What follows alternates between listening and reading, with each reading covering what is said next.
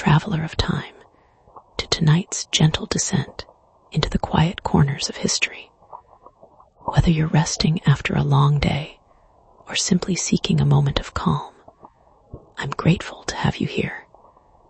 Do let me know where you're listening from and what hour it is for you. I imagine us as glowing dots on a spinning globe, connected by curiosity and the hush of night. And if this peaceful storytelling brings a little stillness to your day, feel free to subscribe. We'll have many more historical tales to share. The tank stood 50 feet tall and 90 feet in diameter, a monument to industrial ambition, painted the color of rust and neglect. It belonged to the United States Industrial Alcohol Company, and within its steel walls lay 2.3 million gallons of crude molasses, thick as tar and sweet as sin.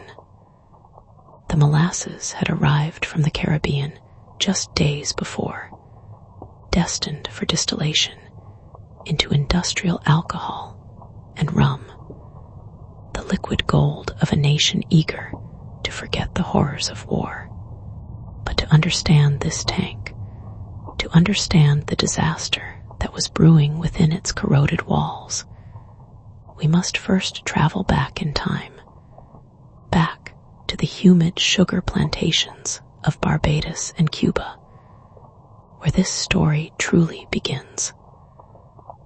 The molasses that filled that fateful tank had begun its journey as sugar cane, growing tall and sweet under the Caribbean sun, on the plantation of Don Miguel Herrera.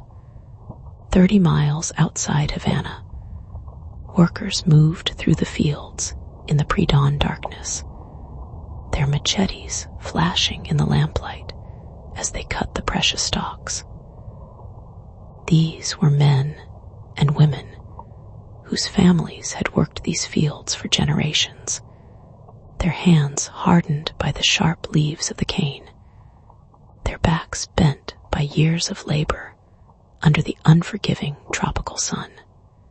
Among them was Carlos Mendoza, a man of 45 who had been cutting cane since he was old enough to hold a machete. His father had cut cane, and his grandfather before him, and Carlos expected that his own son, Miguel, would follow in their footsteps. It was not a life of luxury, but it was an honest living, and Carlos took pride in his skill with the blade, in his ability to cut clean stalks that would yield the maximum amount of sugar. The cane harvest of 1918 had been particularly good. The rains had come at the right time, and the stalks grew tall and thick with sweet juice. Carlos and his fellow workers had filled wagon after wagon with their harvest, watching as the precious cargo was hauled away to the great sugar mill that dominated the landscape like a brick and steel cathedral. At the mill, the cane was fed into massive crushing machines that extracted every drop of juice from the stalks. The juice was then boiled in enormous vats, the water evaporating to leave behind crystals of pure white sugar. But sugar was not the only product of this process.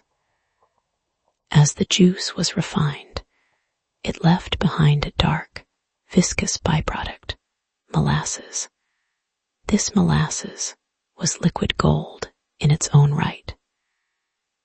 In the years before Prohibition, it was a crucial ingredient in the production of rum. Even after alcohol was banned in the United States, molasses remained valuable for industrial purposes. It could be fermented to produce ethyl alcohol for use in everything from perfume to explosives. The molasses from Don Miguel's plantation was loaded onto barrels and shipped to Havana, where it was transferred to a steam freighter bound for Boston. The ship, the SS Malero, was an aging vessel that had seen better days, but she was still seaworthy, and her captain, James Morrison, knew the route to Boston as well as he knew his own name.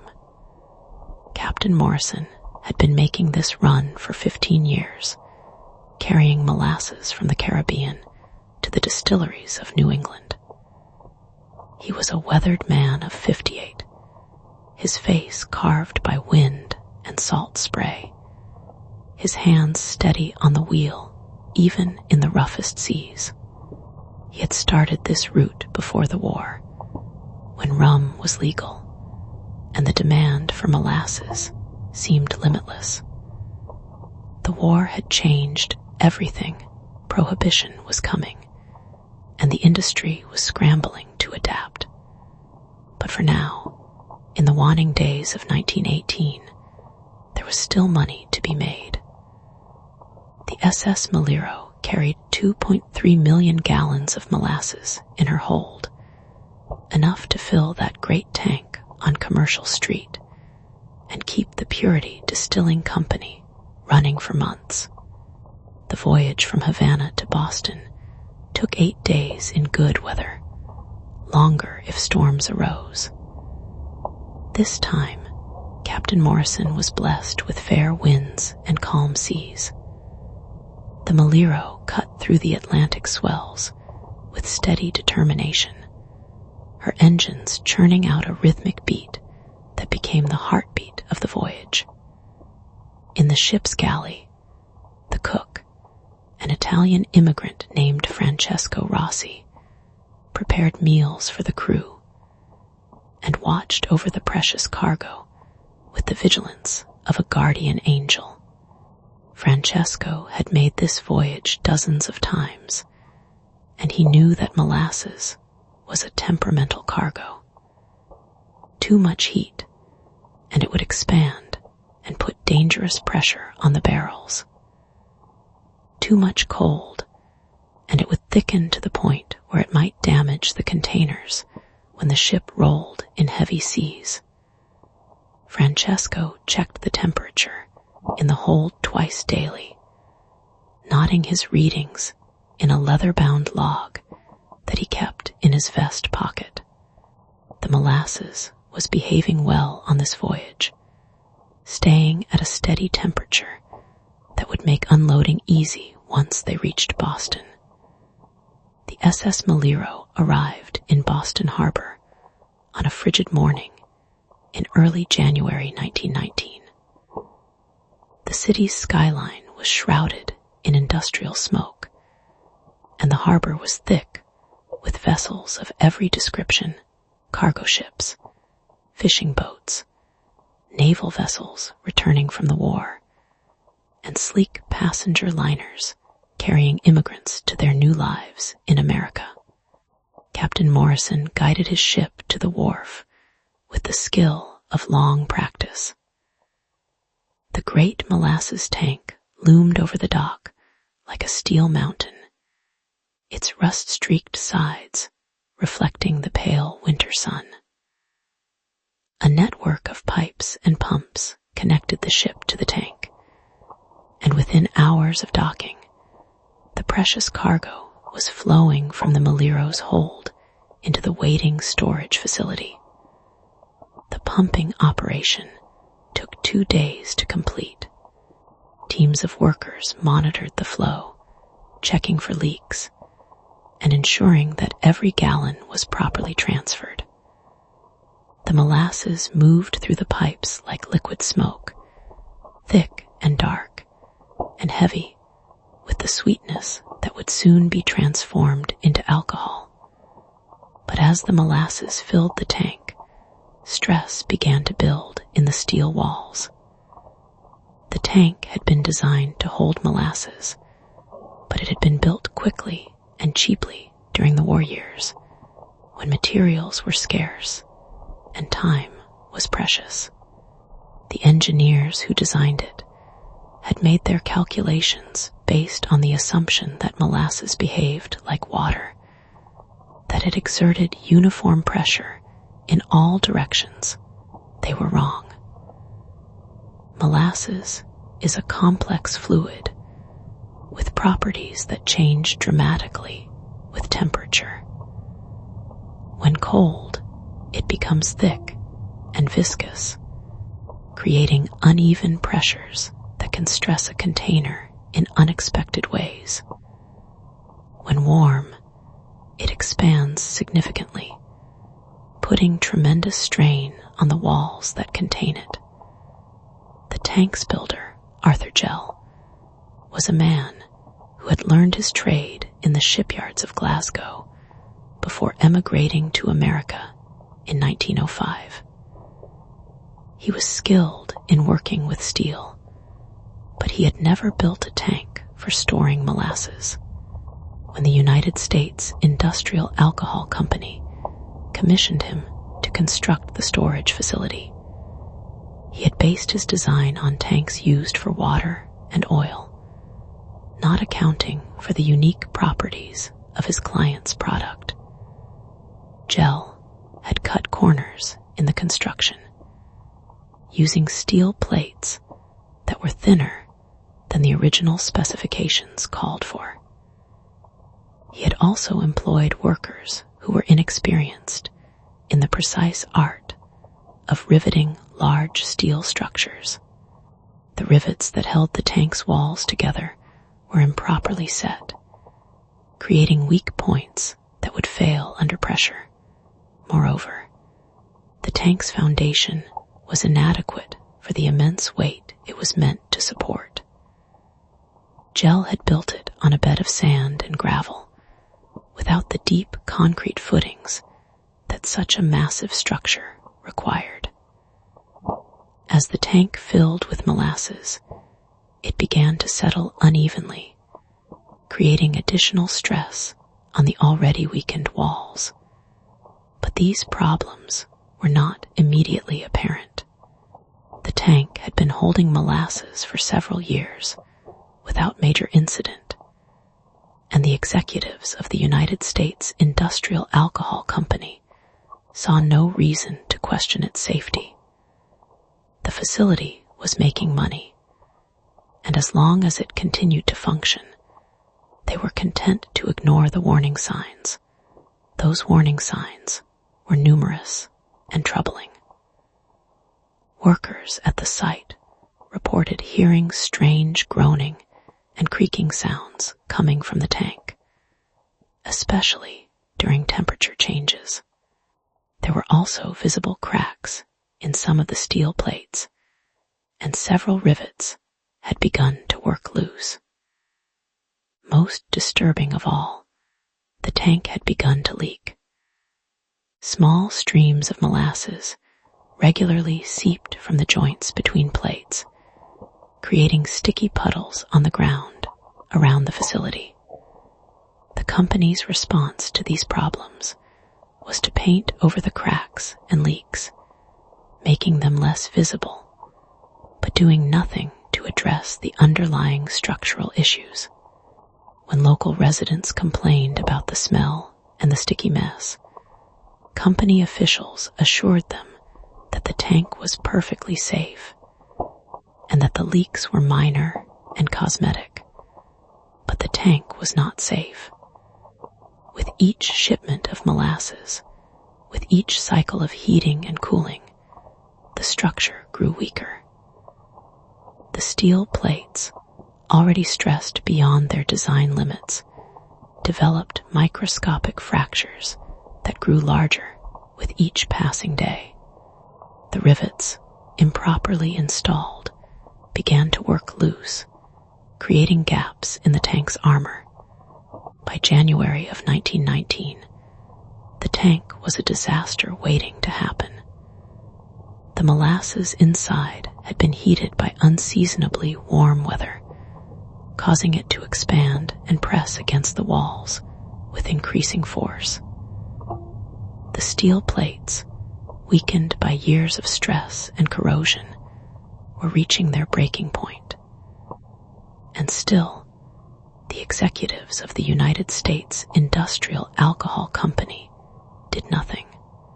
They had invested too much money in the facility to abandon it, and they were making too much profit to justify the expense of major repairs.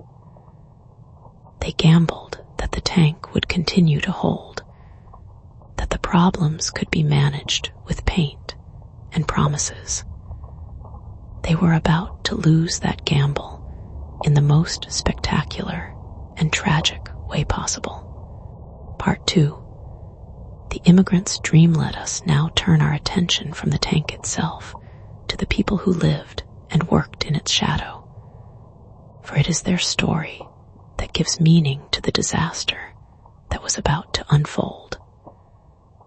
The North End of Boston in 1919 was a neighborhood in transition, a place where the American dream was being written in a dozen different languages by families who had crossed an ocean in search of something better. Giuseppe, Joe Marconi, was one of those dreamers. He had arrived in Boston 15 years earlier, in 1904, carrying little more than hope and the calloused hands of a man who understood hard work. Joe was 28 years old when he left the small village of San Miniato in Tuscany, driven by stories of opportunity in America and by the grinding poverty that had claimed his father and threatened to claim him as well. The journey to America had been a trial that tested every ounce of Joe's determination. He had worked his way across the Atlantic as a stoker on a merchant vessel, shoveling coal into the ship's furnaces 16 hours a day in temperatures that reached well over 100 degrees. The work was brutal, but it was the only way he could afford passage, and he endured it with the grim satisfaction of a man who knew that every shovelful of coal brought him closer to his new life. When the ship docked in Boston Harbor, Joe stood on the deck and looked out at the city that would be his home. The skyline was dominated by church spires and factory smokestacks, a mixture of the sacred and the industrial that seemed to promise both salvation and prosperity. He carried with him a letter from his cousin Antonio, who had made the journey 5 years earlier and now worked as a bricklayer in the North End. Antonio met Joe at the dock, and they embraced with the fierce joy of family reunited. Antonio was a success by the standards of their village. He owned a small apartment, ate meat twice a week, and sent money home to Italy every month. To Joe, just off the boat and overwhelmed by the chaos and energy of the American city, Antonio seemed like a man who had conquered the world. "Welcome to America, cousin," Antonio said in their native Italian. "Here, a man can make something of himself if he's willing to work." North End in 1904 was a neighborhood crowded with immigrants from Southern and Eastern Europe. The streets echoed with Italian, Polish, Russian, and Yiddish, a babel of languages that somehow formed a coherent community. The buildings were mostly old wooden structures, built in the colonial era, and now subdivided into small apartments that housed entire families in 2 or 3 rooms. Joe's first apartment was a single room on the 3rd floor of a tenement on Salem Street. He shared it with 3 other Italian men, recent immigrants like himself, who worked in the city's factories and construction sites. The room was barely large enough for 4 beds, and privacy was a luxury none of them could afford. But it was clean, and it was safe, and it was the first step on Joe's journey toward the American dream. His first job was loading ships at the harbor, work that required strength and endurance, but no special skills. Joe was paid $1.50 a day when work was available, but employment was irregular, and he often went days without earning anything. He supplemented his income by taking odd jobs, sweeping floors, carrying messages, anything that would put a few coins in his pocket. The work was hard, but Joe approached it with a determination that impressed his supervisors. He was always punctual, always sober, and always willing to take on the most difficult and dangerous tasks. Within 6 months, he had been promoted to a regular position on the loading crew, and his wages increased to $2 a day. More importantly, Joe was learning English. He attended classes at a settlement house in the evenings, studying by lamplight with the same intensity he brought to his physical labor. The language was difficult. Its sounds and structures were nothing like the musical Italian he had grown up speaking, but he persevered, knowing that English was the key to advancement in his new country. By 1906, Joe's English was good enough for him to find work at the Purity Distilling Company, where he would spend the next 13 years of his life. The distillery was a complex operation that transformed raw molasses into pure alcohol through a process that was part science and part art. Joe started as a general laborer, cleaning equipment and hauling materials, but he quickly demonstrated an aptitude for the technical aspects of the work. The head distiller, Thomas Murphy, was an Irishman who had learned his trade in the whiskey distilleries of County Cork before coming to America. Murphy recognized Joe's intelligence and work ethic, and he began teaching the young Italian the secrets of distillation. Joe proved to be an eager student, and within 3 years, he had been promoted to assistant distiller, a position that came with both responsibility and respect. The work suited Joe perfectly. He loved the precision required to maintain the proper temperatures and pressures in the distillation process. He enjoyed the chemistry of transformation, watching as the raw molasses was gradually refined into pure, clear alcohol. Most of all, he appreciated the steady employment and good wages that the job provided. In 1908, Joe met Maria Benedetto at a festa celebrating the patron saint of their hometown in Italy. Maria was 19 years old, the daughter of a family that had immigrated to Boston 2 years earlier. She was beautiful, with dark eyes and a ready smile, but it was her intelligence and strength of character that captured Joe's heart. Maria worked as a seamstress in a clothing factory, earning her own wages and contributing to her family's household. She had attended school in Italy longer than most girls of her generation, and she could read and write in both Italian and English. She was, Joe realized, exactly the kind of woman he wanted as a partner in building his American life.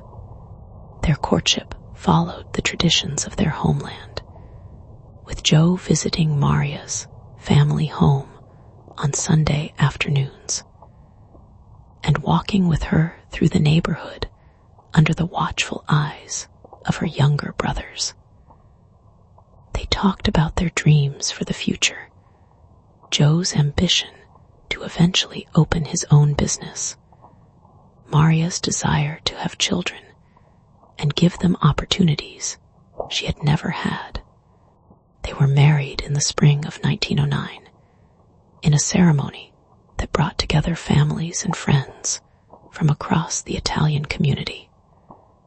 The wedding feast lasted until dawn, with music and dancing and enough food to feed half the neighborhood. Joe and Maria began their married life in a small apartment on Prince Street, just a few blocks from the distillery where Joe worked. Their first child, Antonio, was born in 1910, followed by Lucia in 1912 and Marco in 1914.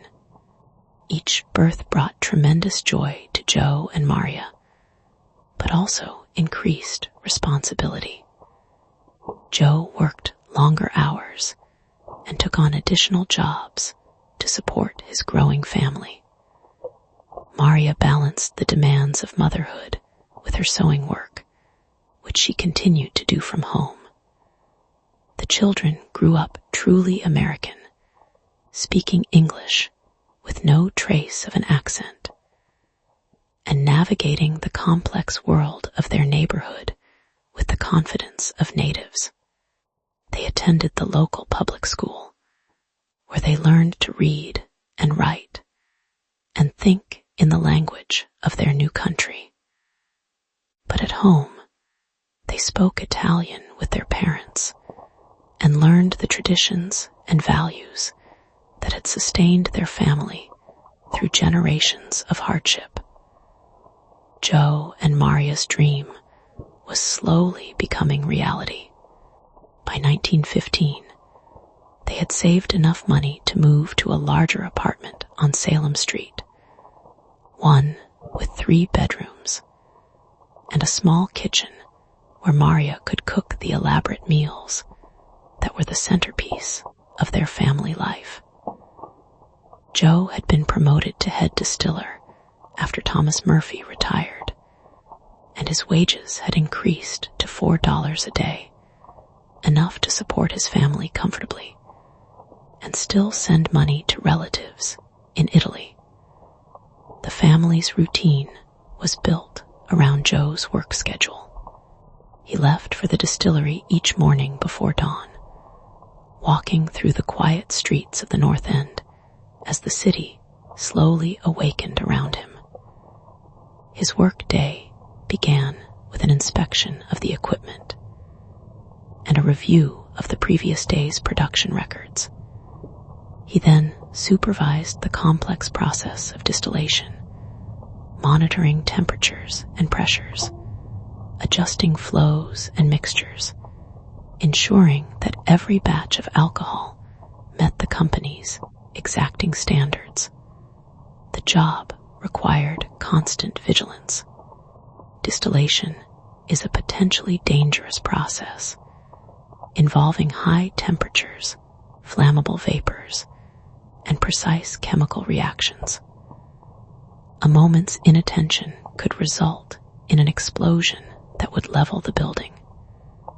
Joe took this responsibility seriously, training his assistants carefully and maintaining his equipment with the precision of a watchmaker. At home, Maria managed the household with the same attention to detail that Joe brought to his professional duties. She was up before dawn, preparing Joe's breakfast and lunch, getting the children ready for school, and beginning the endless round of cooking, cleaning, and maintenance that kept the family functioning. In the evenings, she helped the children with their homework, mended their clothes, and prepared the elaborate dinners that brought the family together each night. The Marconi household was a mixture of Italian tradition and American innovation. Maria cooked the dishes of her childhood: pasta with rich tomato sauces, roasted meats, elaborate desserts. But she also experimented with American recipes and ingredients. The children learned the stories and songs of Italy from their parents, but they also played baseball in the streets and followed the fortunes of the Boston Red Sox. Joe and Maria were determined that their children would have opportunities they had never had. Antonio, the eldest, showed an aptitude for mathematics and science that impressed his teachers. Lucia was artistic, with a talent for drawing and music that her parents nurtured despite their limited resources. Marco, the youngest, was curious about everything, constantly asking questions and exploring the world around him with boundless energy. The family's social life revolved around the Italian community of the North End. They attended Mass at Sacred Heart Church every Sunday, where the services were conducted in Latin. But the community gathered to share news and gossip in Italian. They participated in the neighborhood's many festivals and celebrations, honoring the patron saints of various Italian towns and regions. Joe also belonged to a mutual aid society, an organization of Italian immigrants who pooled their resources to help members in times of crisis. The society provided insurance against illness and injury, helped new immigrants find work and housing, and maintained connections with the homeland through letters and money transfers.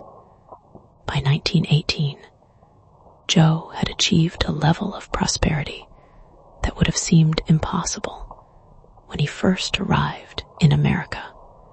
He owned his own furniture, had money in the bank, and could afford small luxuries like a photograph of his family and a gramophone that played the popular songs of the day. His children were healthy and doing well in school, and Maria had been able to reduce her sewing work to focus more on her family. But Joe also understood how precarious his success was.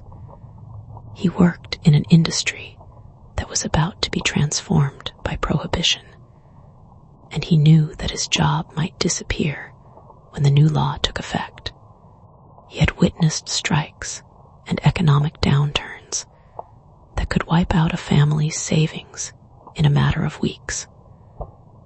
Most troubling of all, he had seen the rise of anti-immigrant sentiment that made life increasingly difficult for people like himself. The war had exacerbated these tensions. German Americans had been persecuted as potential spies and saboteurs, and suspicion had gradually extended to other immigrant communities as well. Joe had been careful to demonstrate his loyalty to his adopted country. He had bought war bonds, participated in scrap metal drives, and encouraged his eldest son to speak of joining the army when he came of age. But Joe also knew that many Americans viewed him and his neighbors as foreigners who could never be truly loyal to their new country. He had experienced discrimination in both subtle and overt forms. The suspicious looks from native-born Americans, the job opportunities that were closed to Italians, the occasional epithet shouted from a passing car. These experiences had taught Joe to be cautious, to work hard and avoid attention, to blend in as much as possible while still maintaining his family's connections to their cultural heritage. He dressed like an American, spoke English at work, and followed American customs in his professional life. But at home, he remained Giuseppe Marconi of San Miniato, a man who loved his new country but had not forgotten where he came from. As 1919 began, Joe felt cautiously optimistic about his family's future. The war was over, the economy was strong, and his children were thriving in their American lives. He had no way of knowing that within a few weeks, he would witness a disaster that would test everything he had built and believed about his life in America. Part 3. The gathering storm. The winter of 1918-19 was unusually harsh, even by Boston standards. Arctic winds howled down from Canada, bringing temperatures that regularly dropped below zero, and snow that piled up in dirty, frozen mountains along the city's narrow streets. The Charles River froze solid for the first time in 20 years, and the harbor was choked with ice that made navigation treacherous for the ships bringing supplies to the city. In the North End, families huddled around coal stoves and counted their fuel supplies with the careful attention of generals managing war materiel. Coal was expensive, and many immigrant families had to choose between heating their homes and putting food on the table. Children wore their coats indoors, and adults went to bed in all their clothes, sharing warmth under piles of blankets and quilts. Joe Marconi's family was more fortunate than most. His steady job at the distillery provided enough income to keep their apartment reasonably warm, and Maria's careful management of their household budget ensured that they always had enough food. But Joe still worried about the future, especially with prohibition looming and his industry facing an uncertain transformation. The 18th Amendment had been ratified by the required number of states in January 1919, and it would take effect in exactly 1 year. The amendment banned the manufacture, sale, and transportation of alcoholic beverages, effectively outlawing the industry that had employed Joe for 13 years, while the Purity Distilling Company was exploring the possibility of converting to industrial alcohol production. Joe knew that many of his colleagues would lose their jobs when the new law took effect.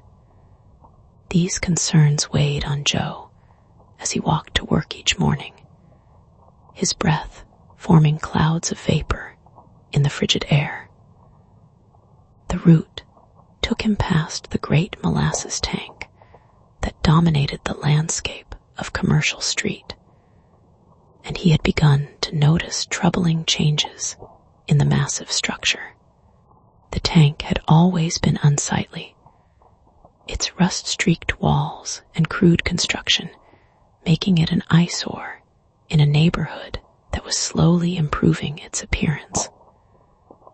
But now there were new problems, visible cracks in some of the steel plates, rivets that had worked loose and left gaps in the joints, and most troubling of all, regular leaks that left sticky puddles of molasses on the ground around the facility.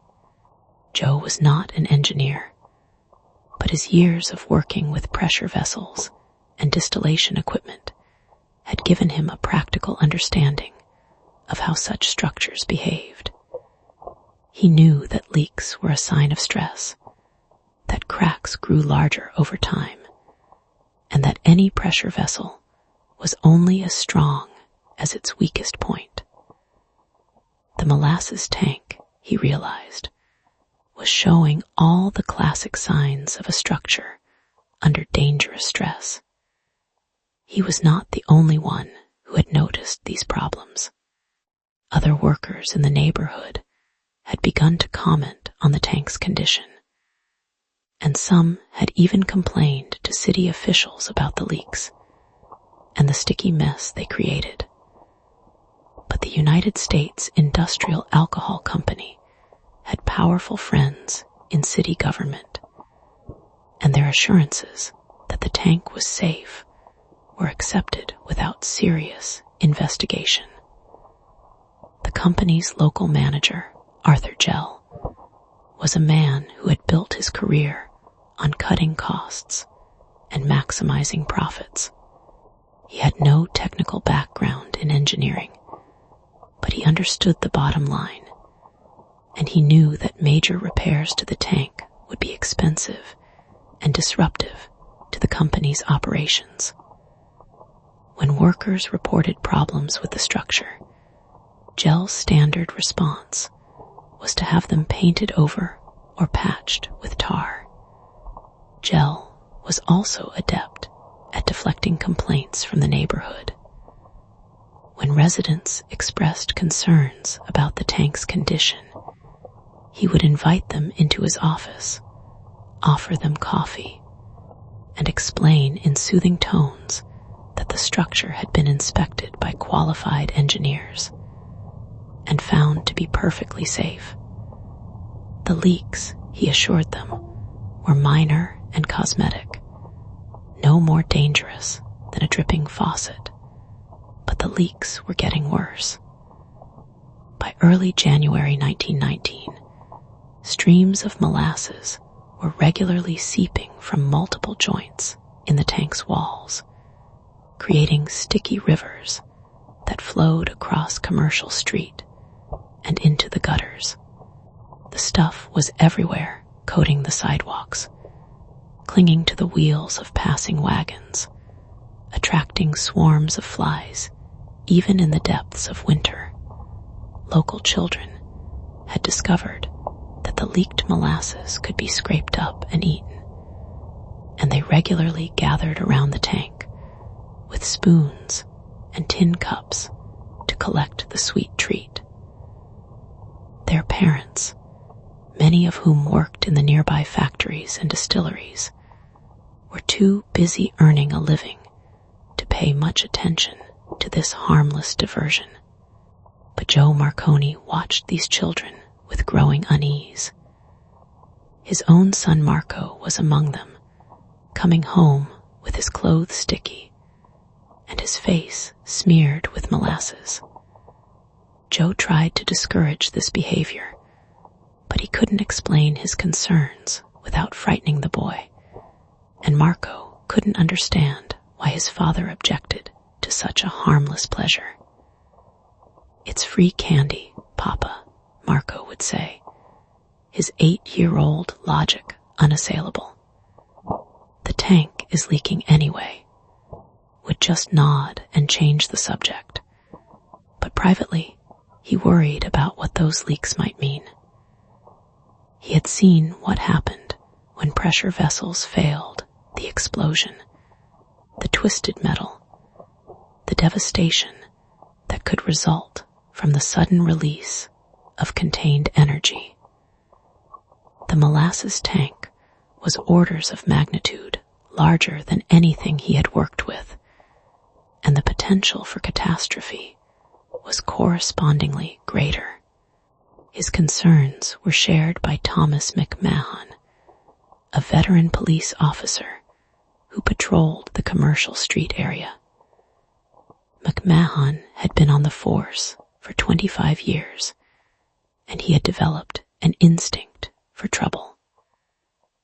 The molasses tank worried him, not just because of its obvious structural problems, but because of its location in the heart of a densely populated neighborhood. McMahon had tried to raise his concerns with his superiors, but he had been told that the tank was the responsibility of the company that owned it, not the police department.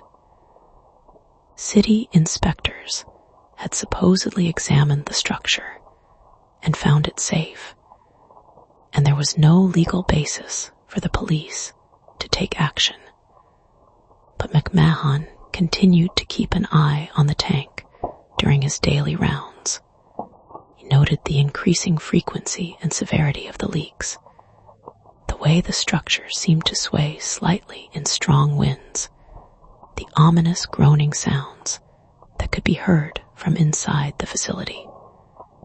He also observed the children who played around the tank, collecting spilled molasses and treating the dangerous structure as a playground.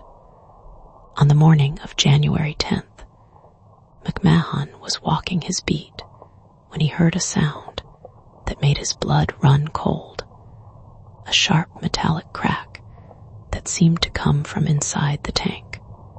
He stopped and listened, his hand instinctively moving to his nightstick, as if he could somehow fight whatever danger was brewing inside those steel walls. The sound was not repeated, and after a few minutes, McMahon continued on his rounds. But he made a note in his daily report, describing what he had heard and expressing his concerns about the tank's condition.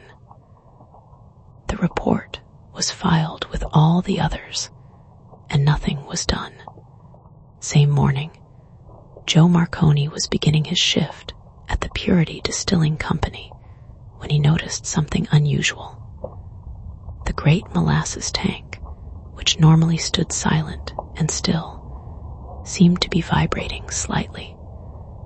The movement was almost imperceptible, but Joe's trained eye caught it, a subtle trembling that suggested enormous forces at work within the structure. Joe mentioned his observation to his supervisor, but the man just shrugged and said that all tanks moved a little when they were full. O wasn't satisfied with this explanation, but he had work to do, and he couldn't spend his day staring at the molasses tank. As the days passed, the signs of stress continued to multiply. The leaks grew worse, new cracks appeared in the tank's walls, and the groaning sounds became more frequent and more ominous. On January 12th, a worker at a nearby warehouse reported that he had seen the tank's walls actually bulging outward, as if something inside was pushing against them with tremendous force. Arthur Gell dismissed these reports as the products of overactive imaginations, but privately he was beginning to worry. He had received several angry letters from neighborhood residents complaining about the molasses that was coating their sidewalks and steps. More troubling, he had gotten a call from a city inspector who wanted to schedule a formal examination of the tank's condition. Gell knew that a serious inspection would reveal the structure's many defects, and he also knew that the cost of bringing the tank up to proper safety standards would be enormous. The company's executives in New York had made it clear that they were not interested in spending money on what they saw as a temporary facility. Once prohibition took effect, the entire operation would probably be shut down anyway. So Gell made a decision that would haunt him for the rest of his life. Instead of addressing the tank's problems, he decided to conceal them more effectively. He hired a crew of painters to cover the entire structure with a thick coat of brown paint that would hide the cracks and make the leaks less visible. He also had the area around the tank cleaned and gravelled to make it look more presentable.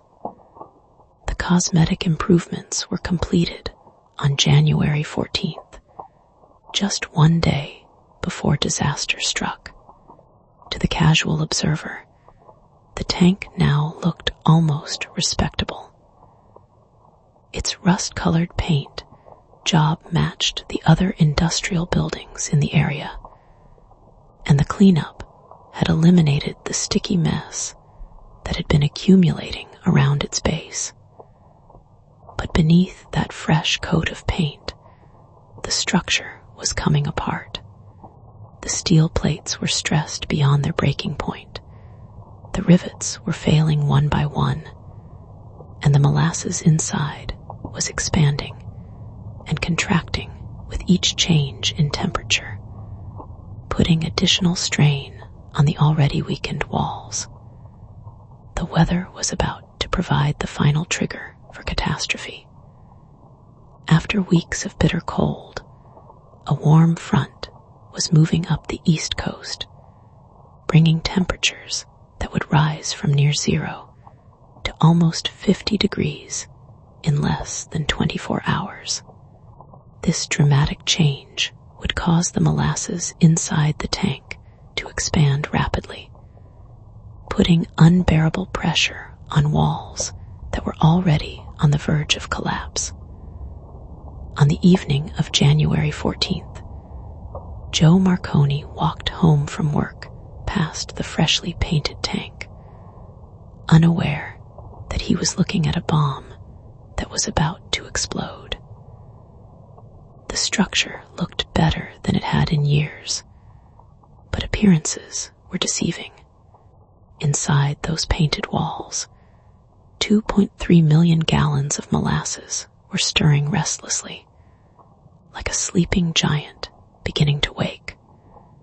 That night, Joe lay in bed listening to the wind rattling the windows of his apartment on Salem Street. The temperature was rising rapidly, and he could hear the ice on the building's gutters beginning to crack and fall. It was going to be an unusually warm day for January, the kind of weather that made people think spring might be coming early. Joe had no way of knowing that this warm weather would trigger one of the most bizarre and terrible disasters in American history, or that by the end of the following day, his neighborhood would be transformed into a landscape that looked like something from a nightmare. But even in his sleep, some part of Joe's mind was troubled by dreams of dark, flowing rivers and walls of steel collapsing like cardboard. He woke several times during the night, listening to the sounds of the city beyond his window, sensing without understanding that something momentous was about to happen. The last entry in Joe's diary before the disaster was brief and unremarkable. Warm weather coming. Maybe winter is finally ending. He had no idea that winter was indeed ending, but in a way that no one could have predicted or prepared for. Part 4.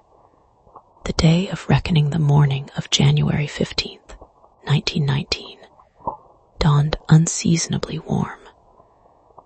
The temperature had risen overnight from near zero to 45 degrees, and the sudden thaw was causing ice to crack and fall from buildings all over Boston. The sound of dripping water filled the air as the accumulated snow and ice of the brutal winter began their retreat. In the great molasses tank on Commercial Street, this temperature change was having a dramatic effect. The viscous liquid inside the tank, which had been thick and sluggish in the cold weather, was now becoming more fluid and beginning to expand. The expansion was putting tremendous pressure on the tank's walls, pressure that the deteriorating structure was no longer able to contain.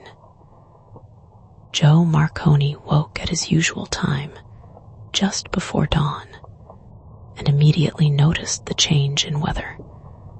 The air coming through his bedroom window was soft and mild, almost spring-like after the weeks of Arctic cold. It was the kind of morning that made a man think of new beginnings and fresh starts. He dressed quietly, not wanting to wake Maria and the children, and made his way to the kitchen to prepare his simple breakfast of bread and coffee. As he ate, he reviewed his plans for the day. There was a shipment of molasses arriving at the distillery that morning, and he would need to oversee the unloading and testing of the new supply. It was routine work, but it required careful attention to ensure that the molasses met the company's standards for purity and sugar content. Joe finished his breakfast and gathered his lunch pail and coat. He kissed Maria goodbye. She was just beginning to stir in their bed, and stepped out into the mild January morning. The streets of the North End were already beginning to show signs of life.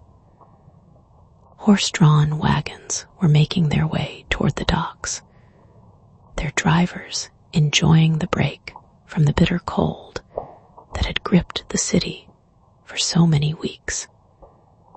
As Joe walked toward the distillery, he passed the great molasses tank that had become such a familiar landmark. The fresh coat of brown paint made it look almost respectable, and Joe noticed that the cleanup crews had done a good job of removing the sticky mess that had accumulated around its base. For the first time in months, the tank actually looked like it belonged in the neighborhood. But as Joe walked past the structure, he heard something that made him pause, a low, rumbling sound that seemed to come from deep within the tank. It was unlike anything he had heard before, a sound that spoke of immense forces straining against their containment. Joe stopped and listened for a moment, his brow furrowed with concern, but the sound faded, and he convinced himself that it was probably just the molasses settling as it warmed. He continued on his way to work, but the sound lingered in his mind like an echo of distant thunder. At the Purity Distilling Company, Joe's day began with the usual routine of checking equipment and reviewing production schedules. The distillery was a complex operation with multiple stills running simultaneously and a constant flow of raw materials and finished products moving through the facility. Joe took pride in his ability to keep track of all these moving parts to ensure that everything ran smoothly and safely. Around 10 o'clock, Joe was in the main distillation room when one of his assistants, a young Irish immigrant named Patrick O'Sullivan, came running in with news of the molasses delivery. "There's a problem with the shipment," Patrick said, his face flushed with excitement or concern. "The molasses from the Purity tank, it's not flowing right. The pump is working, but the molasses is coming through the pipes much faster than usual." Frowned. Molasses flow rates were carefully calibrated, and any deviation from normal patterns could indicate problems with either the pumping equipment or the molasses itself. He followed Patrick outside to the area where the delivery pipes connected the great storage tank to the distillery's receiving facilities. What he saw there troubled him deeply. The molasses was indeed flowing much faster than normal, gushing through the delivery pipes with a force that suggested tremendous pressure in the storage tank. More concerning still, Joe could see that the tank itself was showing new signs of stress. Several rivets near the base of the structure had popped completely out, leaving dark holes in the steel walls, and a steady stream of molasses was flowing from these openings. "Patrick, shut off the delivery pumps," Joe ordered. "Something's not right here." As Patrick ran to comply with the order, Joe approached the tank for a closer inspection. The structure was making sounds he had never heard before, deep groans and creaks that suggested metal under enormous stress. The walls themselves seemed to be moving slightly, bulging outward, as if something inside was pushing against them with incredible force. Joe had seen enough industrial accidents to recognize the warning signs of catastrophic failure.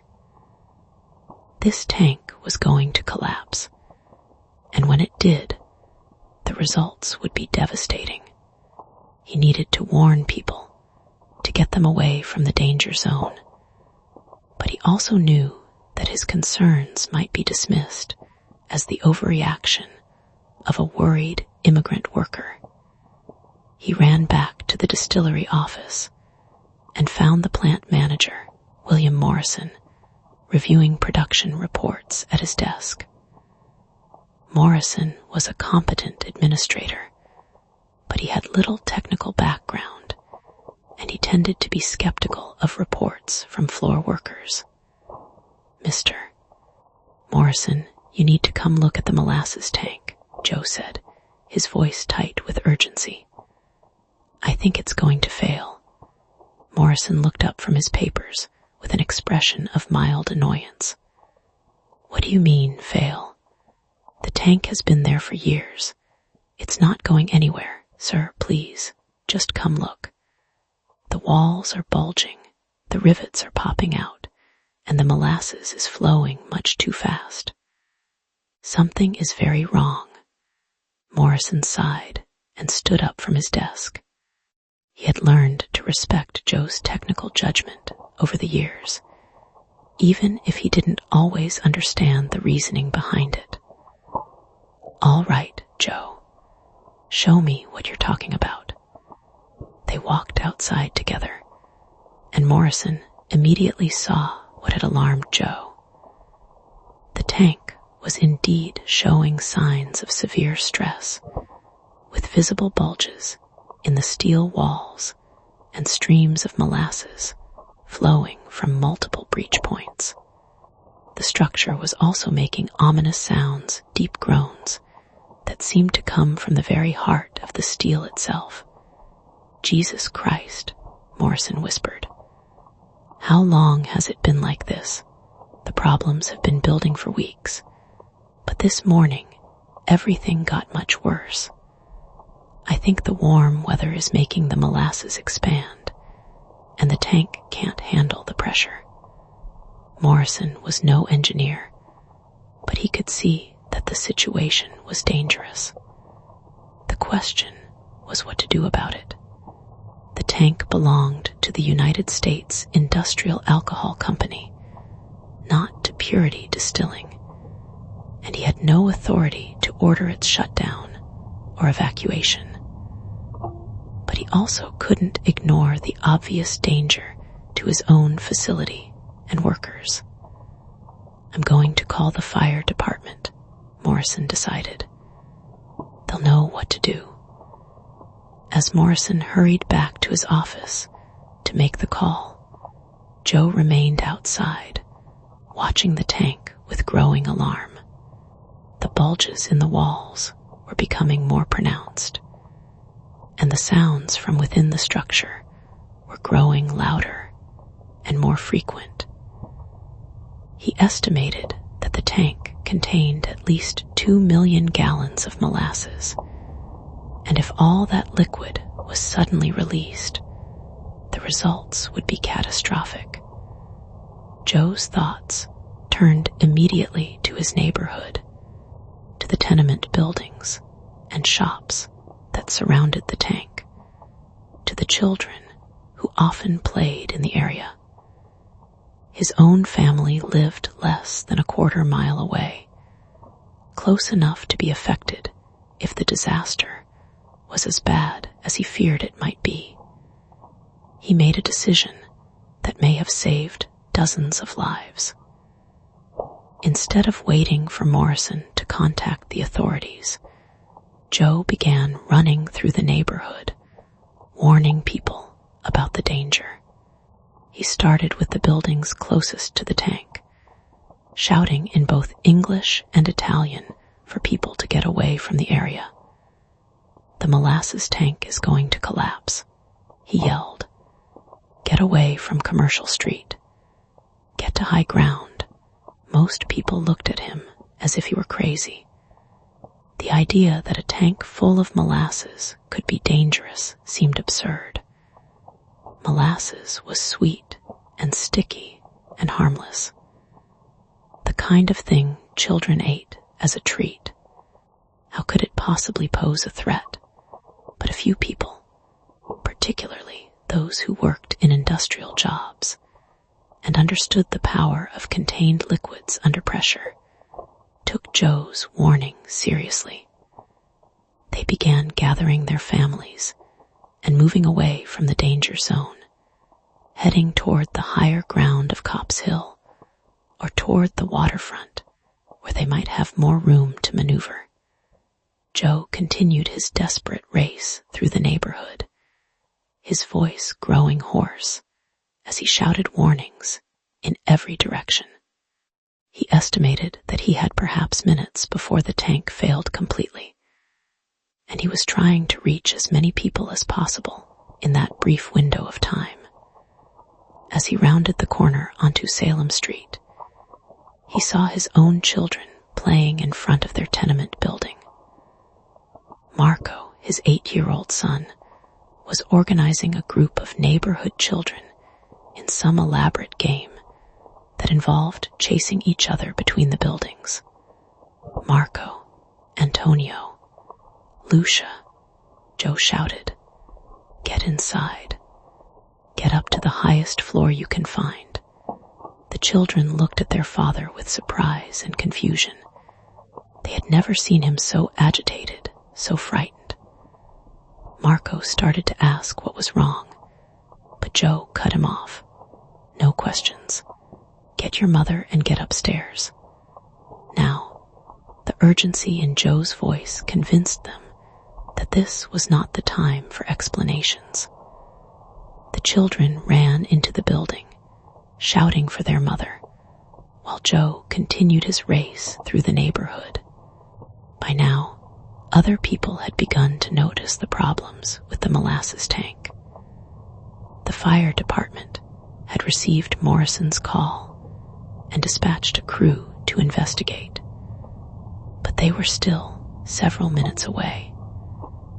Police officers on foot patrol in the area had heard the reports and were beginning to direct people away from Commercial Street, though many residents were reluctant to leave their homes and businesses based on what seemed like vague warnings about a tank full of molasses.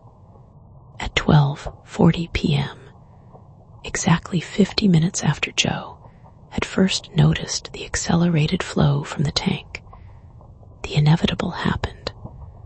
The failure began with a sound like gunfire, a rapid series of sharp cracks as rivets began popping out of the tank's walls under the enormous pressure. Then came a deeper sound, a prolonged groan of tortured metal, as the steel plates themselves began to buckle and tear.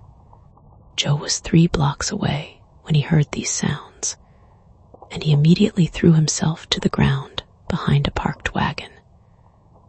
He had worked with enough pressure vessels to know that when they failed catastrophically, with explosive force that could send debris flying for hundreds of yards. The final collapse of the tank was both spectacular and terrifying.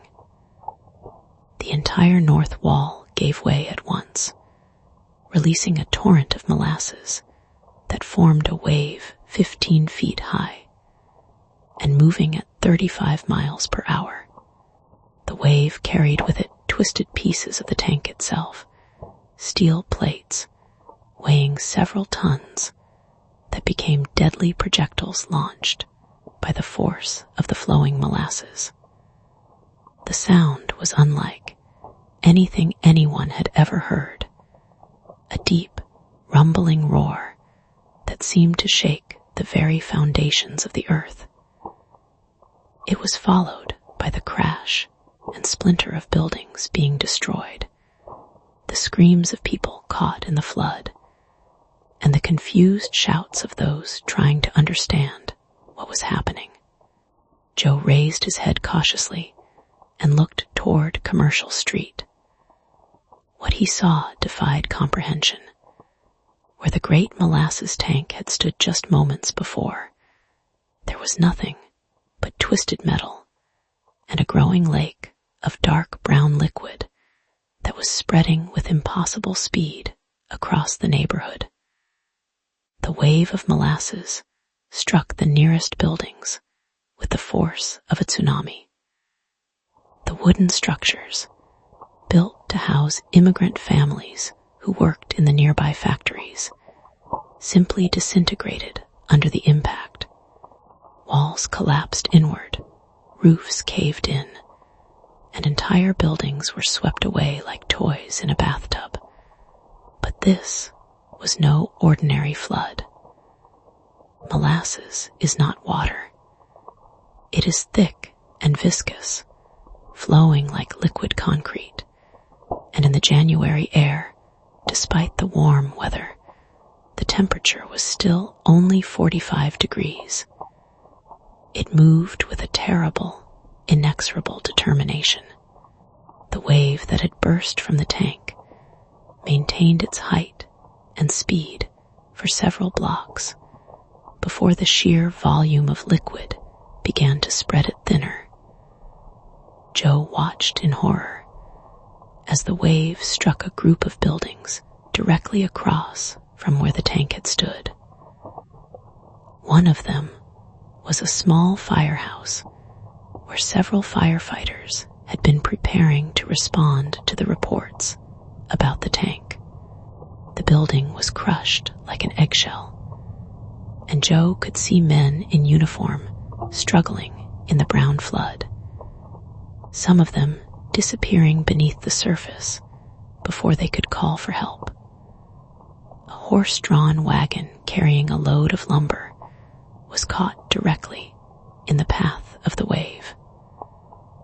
The horses, trained for years to respond to their driver's commands, tried desperately to outrun the advancing molasses, but the wave overtook them within seconds. Joe watched as both animals and vehicle disappeared completely beneath the brown surface, as if they had been swallowed by quicksand. Perhaps most horrifying of all was the sight of people caught in the flood. The molasses was not just flowing. It was climbing, defying gravity as it surged up the sides of buildings and into second-story windows. Those who were caught by the wave found themselves trapped in a substance that was far more dangerous than water, when it floods, can be fought. A person caught in water can swim, can struggle, can hope to find something solid to grab onto. But molasses is different. It grabs at you and holds you fast, making every movement slower and more difficult. The harder you struggle, the more tired you become, and the more likely you are to slip beneath the surface and drown in sweetness. Joe saw an elderly man, probably 70 years old, trying to help a woman who had fallen into a pool of molasses near the ruins of a collapsed building. The man was pulling at her arms, but the molasses held her fast, and each effort to free her only seemed to trap them both more securely. Without thinking, Joe began running toward them.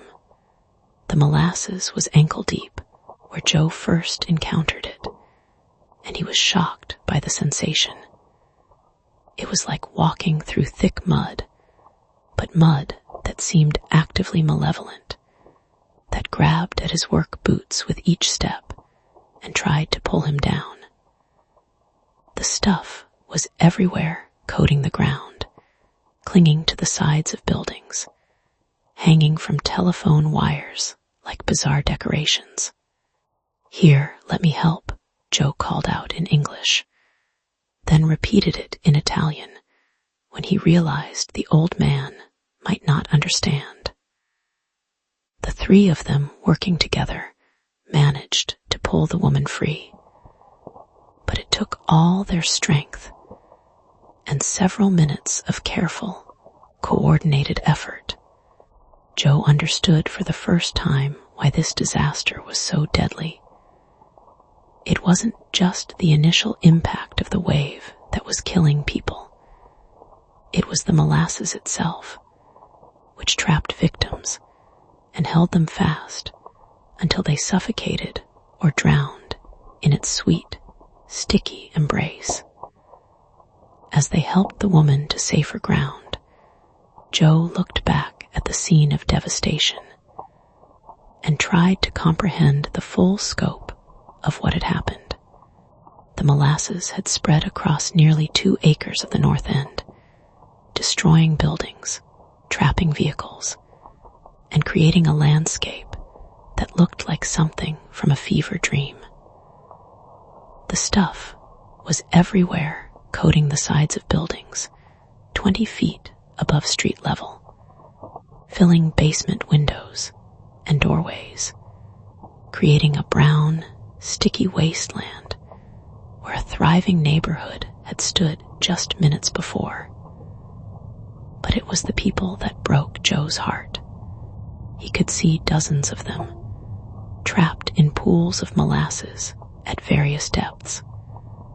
Some were still struggling, their movements becoming more frantic and desperate as they realized their situation.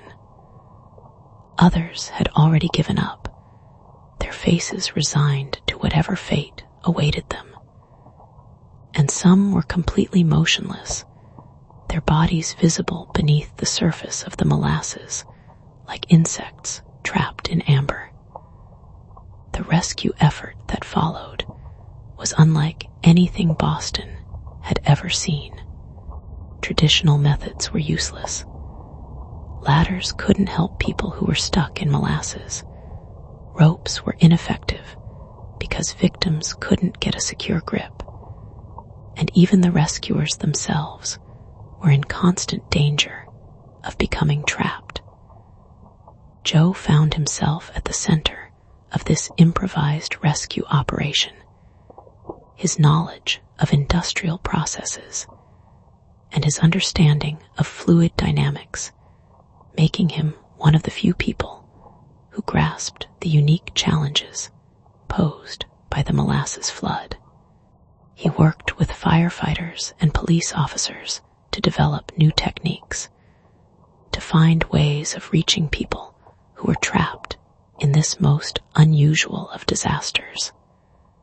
The solution, when they found it, was elegantly simple. If you couldn't go through the molasses, you went over it. Teams of workers began constructing makeshift bridges using wooden planks and anything else they could find. It was dangerous work. The planks were slippery, and the molasses below them was still moving, creating currents and eddies that could shift the improvised walkways without warning. But it worked.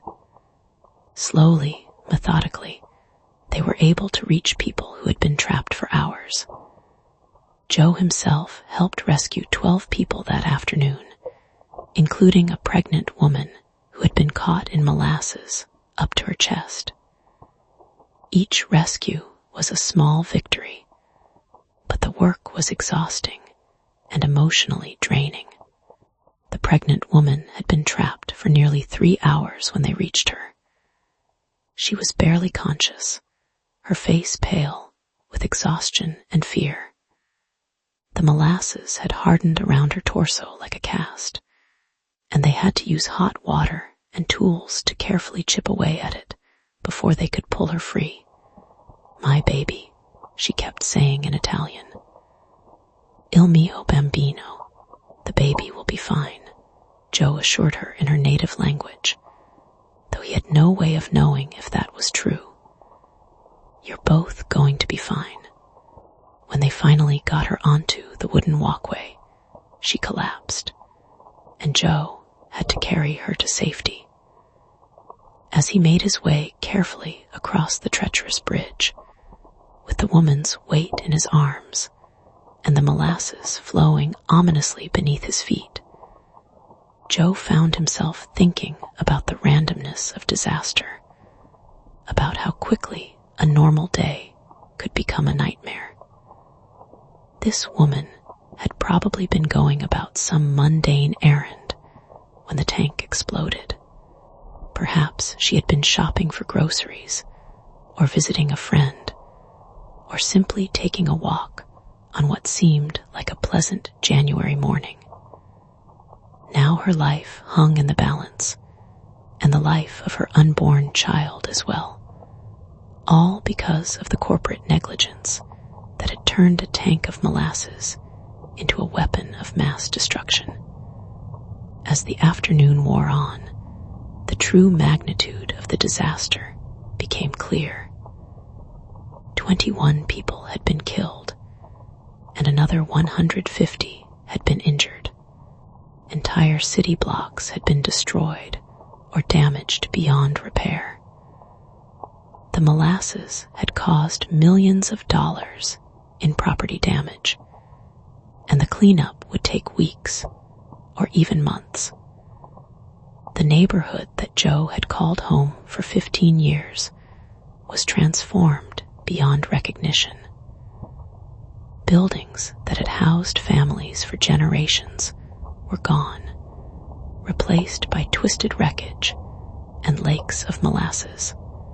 Streets that had echoed with the sounds of children playing and vendors hawking their wares were now silent, except for the groans of rescue workers and the soft splash of people moving through the sticky mess. But perhaps more significant than the immediate casualties was the way the disaster changed the North End itself. This had been a tight-knit community where neighbors looked out for each other, where children played in the streets and families gathered on stoops in the evening. The flood had shattered that sense of security. The survivors were traumatized, and many would never feel completely safe in their neighborhood again. Part 5. The aftermath as darkness fell on January 15th, 1919. The immediate rescue efforts began to wind down. Most of the survivors had been pulled from the molasses, though the search for bodies would continue for days. The neighborhood was eerily quiet, the usual sounds of urban life replaced by the occasional creak of damaged buildings, and the soft splash of cleanup crews moving through the sticky mess.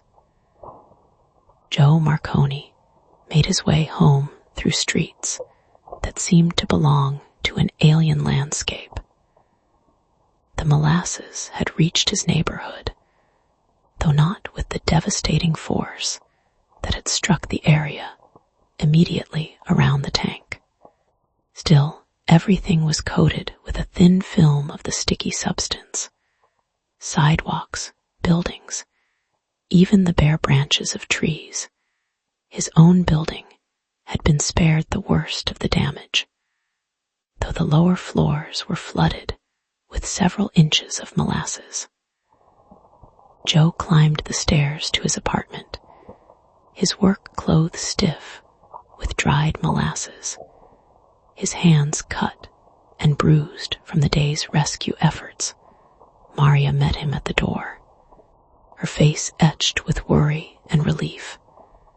She had heard the explosion from their apartment had felt the building shake and had spent the entire day not knowing whether her husband was alive or dead. When she saw him standing in their doorway, covered in molasses but unharmed, she threw her arms around him and began to cry. "I thought you were dead," she whispered in Italian. "When I heard the noise, and then people were running and screaming, and no one knew what had happened." "I'm all right," Joe replied, though he wasn't sure that was entirely true. The day had shown him things he would never forget: the sound of the tank exploding, the sight of people drowning in molasses, the desperate struggle to save lives with inadequate tools and impossible circumstances. The children were waiting in the kitchen, their faces full of questions. Little Marco, especially, was fascinated by the disaster and wanted to know every detail. Joe sat down at the kitchen table and tried to explain what had happened in terms an 8-year-old could understand. "Was it like a big wave?" Marco asked. "Yes, but not like an ocean wave. This was thick and slow and very dangerous. You save people." Joe thought about the pregnant woman, about the elderly man and woman he had helped early in the day, about the 12 people he had pulled from the molasses during the rescue operation. "I tried to help," he said finally. "We all tried to help." That night, Joe lay in bed listening to the sounds of the city beyond his window. Even now, 12 hours after the disaster, he could hear the sounds of the cleanup effort: steam engines, men shouting orders, the scrape of shovels against pavement. The work would continue around the clock until every trace of molasses was gone. But Joe knew that the real impact of the flood would last much longer. Over the following days and weeks, Joe returned to the disaster site whenever he wasn't working. The Purity Distilling Company had suffered significant damage from the flood, and operations were suspended while repairs were made. Joe was temporarily out of work, so he had time to volunteer with the cleanup effort. It was hard, dispiriting labor. The molasses had penetrated everywhere into basement foundations, between the boards of wooden sidewalks, into the very soil itself. The city brought in specialized equipment to deal with the mess. Horse-drawn scrapers pushed the thickest accumulations of molasses into piles, which were then loaded onto wagons and hauled away. Fire hoses sprayed salt water from the harbor to dissolve what they could. Teams of men with brushes and buckets scrubbed the sides of buildings, trying to remove the sticky residue that had climbed 20 feet up brick and wooden walls. But the most difficult part of the cleanup was dealing with the molasses that had soaked into porous materials. Wooden buildings, in particular, seemed to absorb the stuff like sponges, and no amount of scrubbing could completely remove it. The city eventually had to condemn several structures that had been damaged in the flood, not because of structural damage, but because they could never be completely cleaned.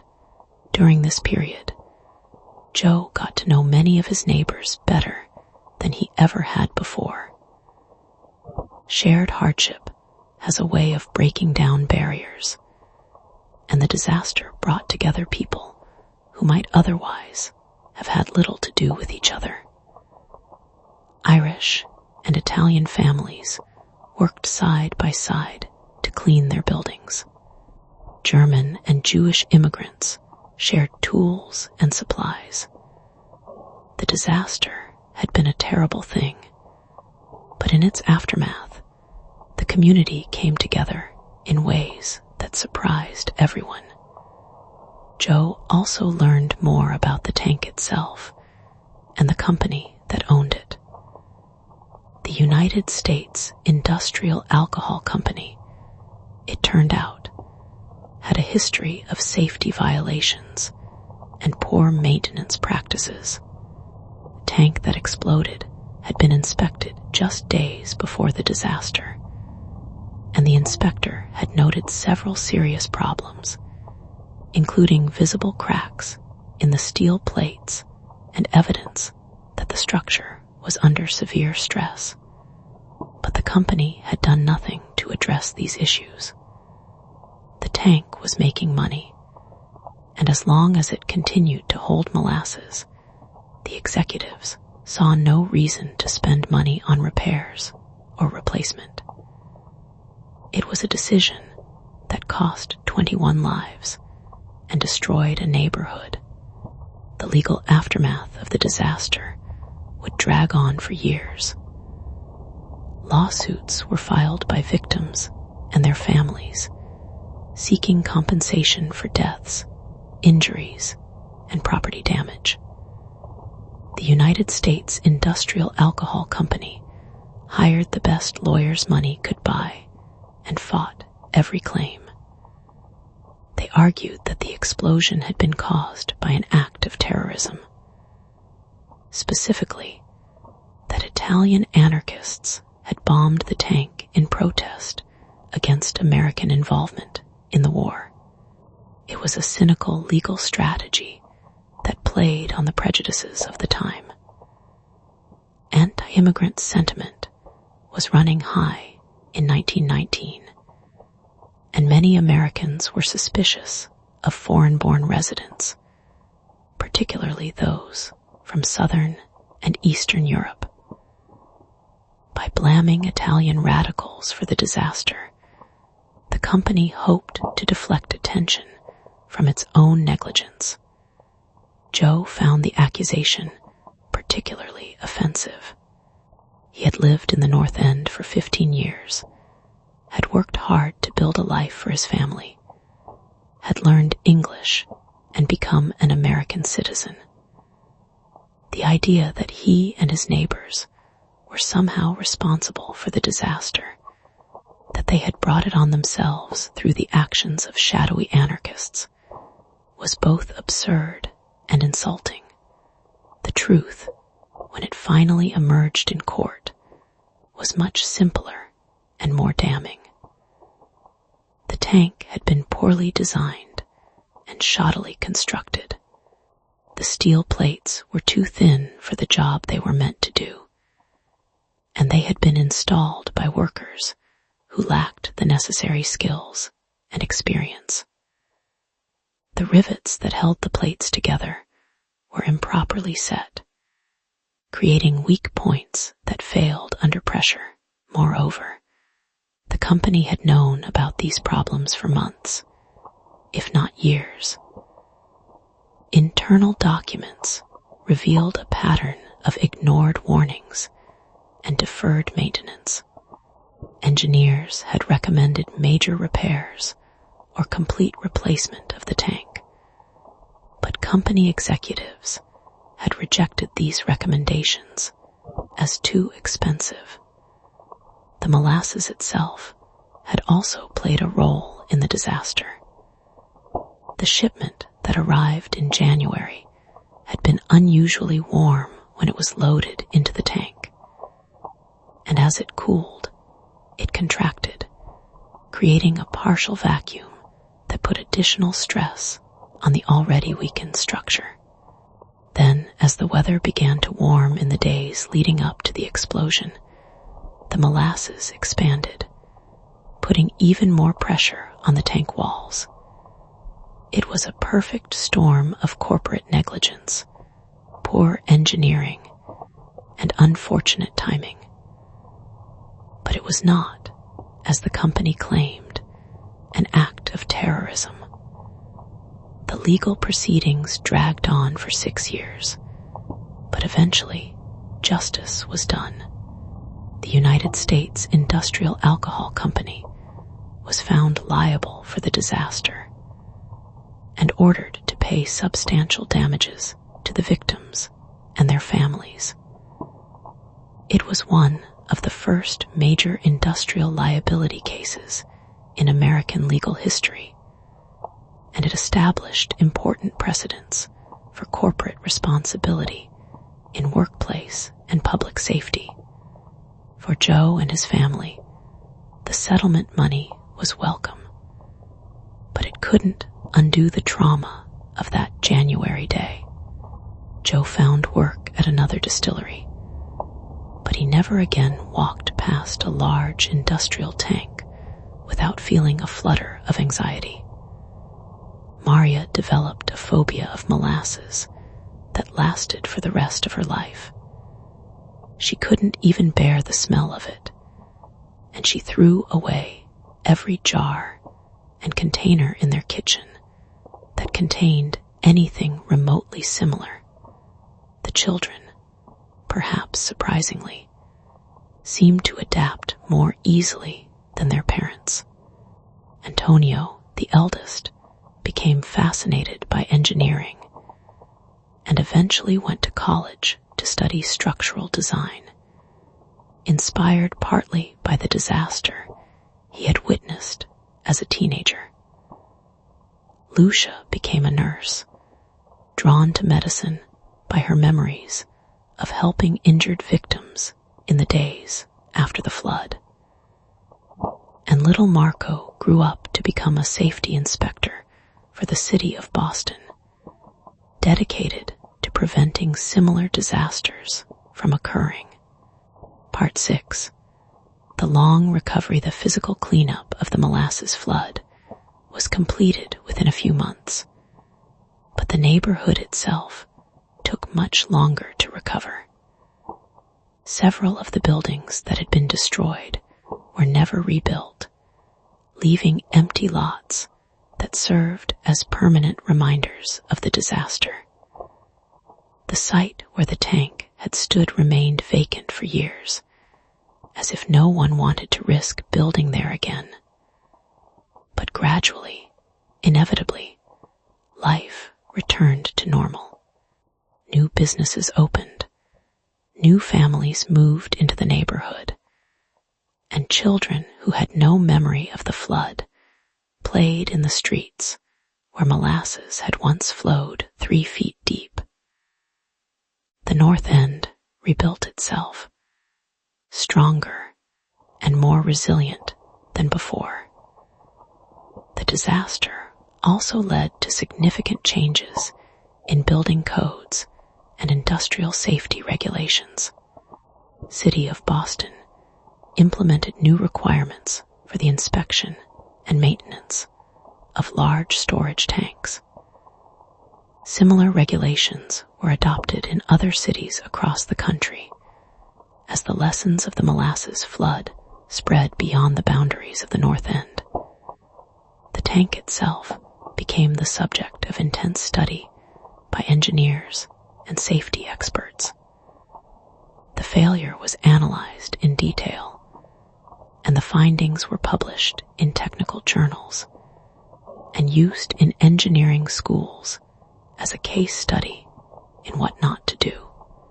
The disaster contributed to a better understanding of the behavior of viscous fluids under pressure and helped improve the design of storage facilities for everything from molasses to petroleum.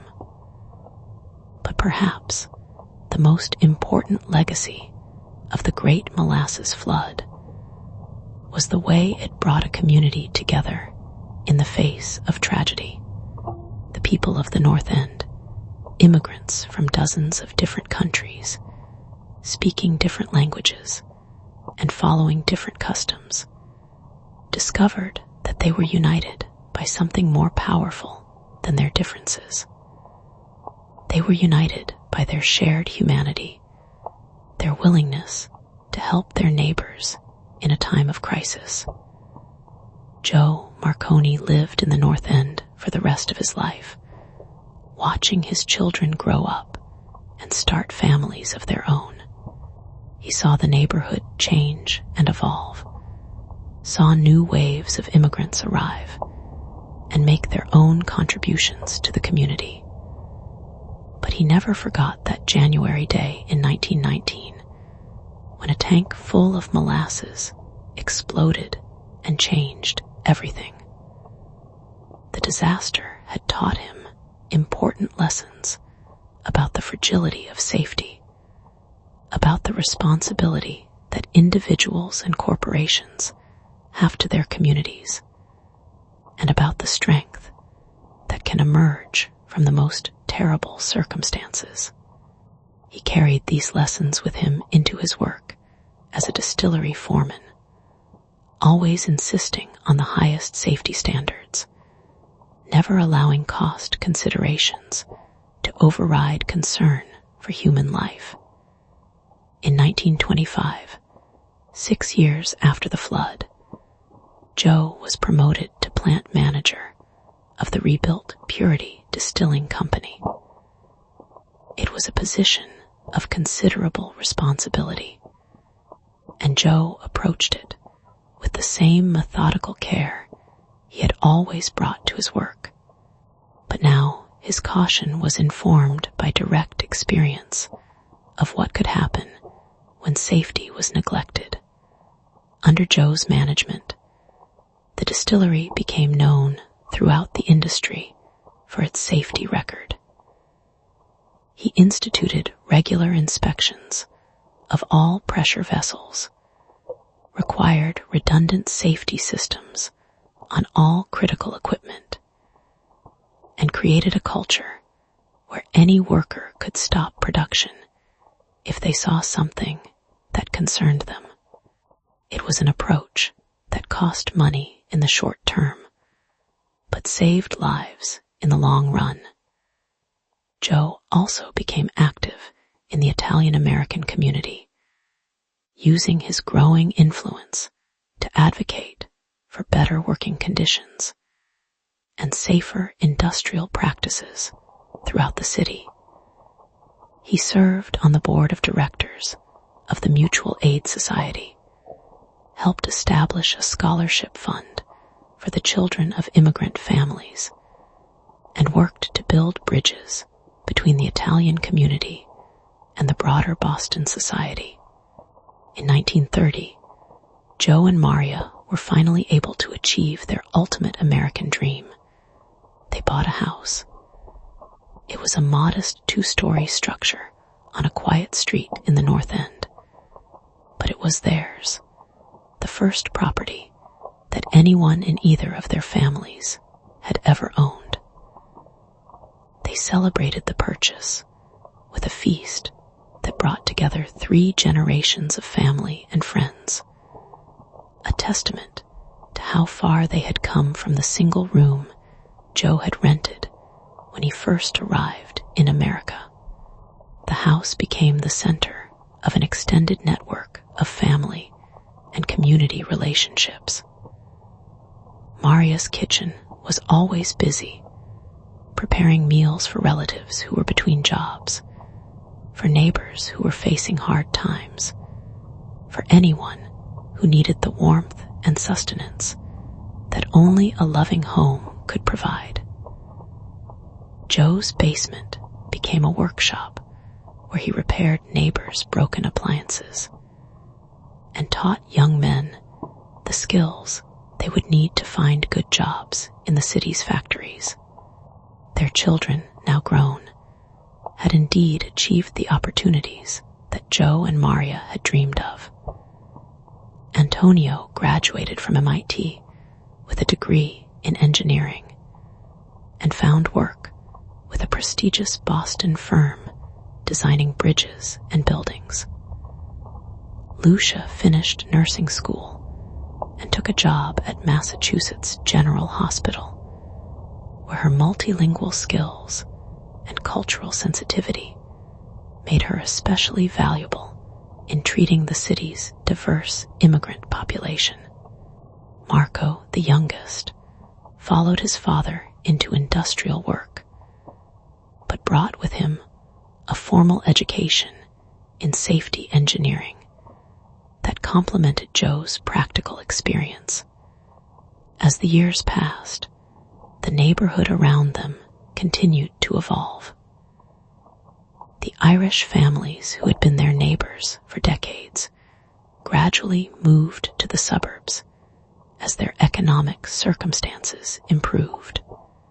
They were replaced by new waves of immigrants, first from Poland and Lithuania, then from Portugal and Greece, each group adding new flavors and traditions to the North End's cosmopolitan mix.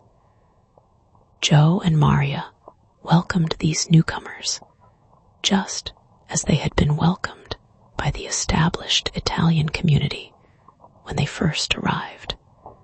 They understood that America's strength lay in its ability to absorb and benefit from the talents and energy of people from around the world.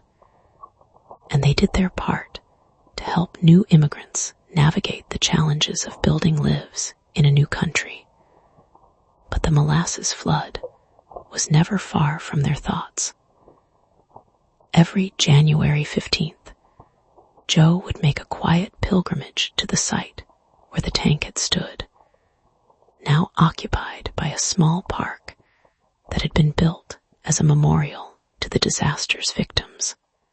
He would stand there for a few minutes, remembering the friends and neighbors who had died, thinking about the lessons that had been learned, and reflecting on the strange turns that life could take. Part 7. The Investigation and its Revelations. The investigation into the Great Molasses Flood, conducted by a team of engineers and safety experts appointed by the city of Boston, revealed a catalog of corporate negligence that shocked even the most cynical observers. The final report, published 18 months after the disaster, painted a picture of systematic corner-cutting and willful disregard for public safety that went far beyond what anyone had imagined. The tank's designer, Arthur Gell, had based his calculations on incomplete and inaccurate assumptions about the properties of molasses.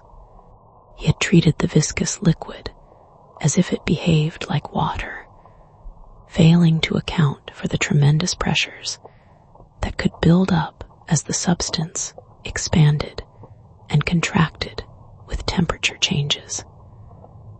His structural calculations were also flawed, using safety factors that were inadequate for a vessel of such size and complexity. But the design flaws were only the beginning of the problem.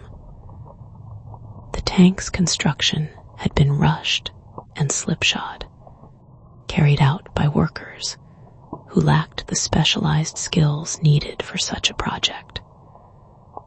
The steel plates were irregularly shaped and poorly fitted, creating gaps and stress concentrations throughout the structure. The rivets that held the plates together were improperly installed, with many of them failing to achieve the specified tension required for a secure joint. Perhaps most damning of all was the revelation that the United States Industrial Alcohol Company had known about these problems for years, but had chosen to ignore them. Internal company documents revealed a pattern of deferred maintenance and ignored safety warnings that went back to shortly after the tank was first put into service. In 1916, just 2 years after the tank was built, a company engineer had conducted an inspection and found numerous cracks in the steel plates. He had recommended immediate repairs and had warned that the structure was unsuitable for the storage of any liquid under pressure. His report was filed away and forgotten. In 1917, local residents had complained repeatedly about leaks from the tank, and city inspectors had noted visible structural problems during a routine safety inspection. The company had promised to address these issues, but had done nothing more than paint over the worst visible defects. In 1918, just months before the disaster, another company engineer had examined the tank and found that the situation had deteriorated significantly. His report described extensive cracking of the steel plates and numerous loose rivets creating potential failure points. He had recommended that the tank be taken out of service immediately and either completely rebuilt or replaced. The company's response to this recommendation was revealing. Rather than investing in the expensive repairs or replacement that the engineer had recommended, executives had decided to commission a second opinion from a consulting firm that was known for providing reports favorable to their clients.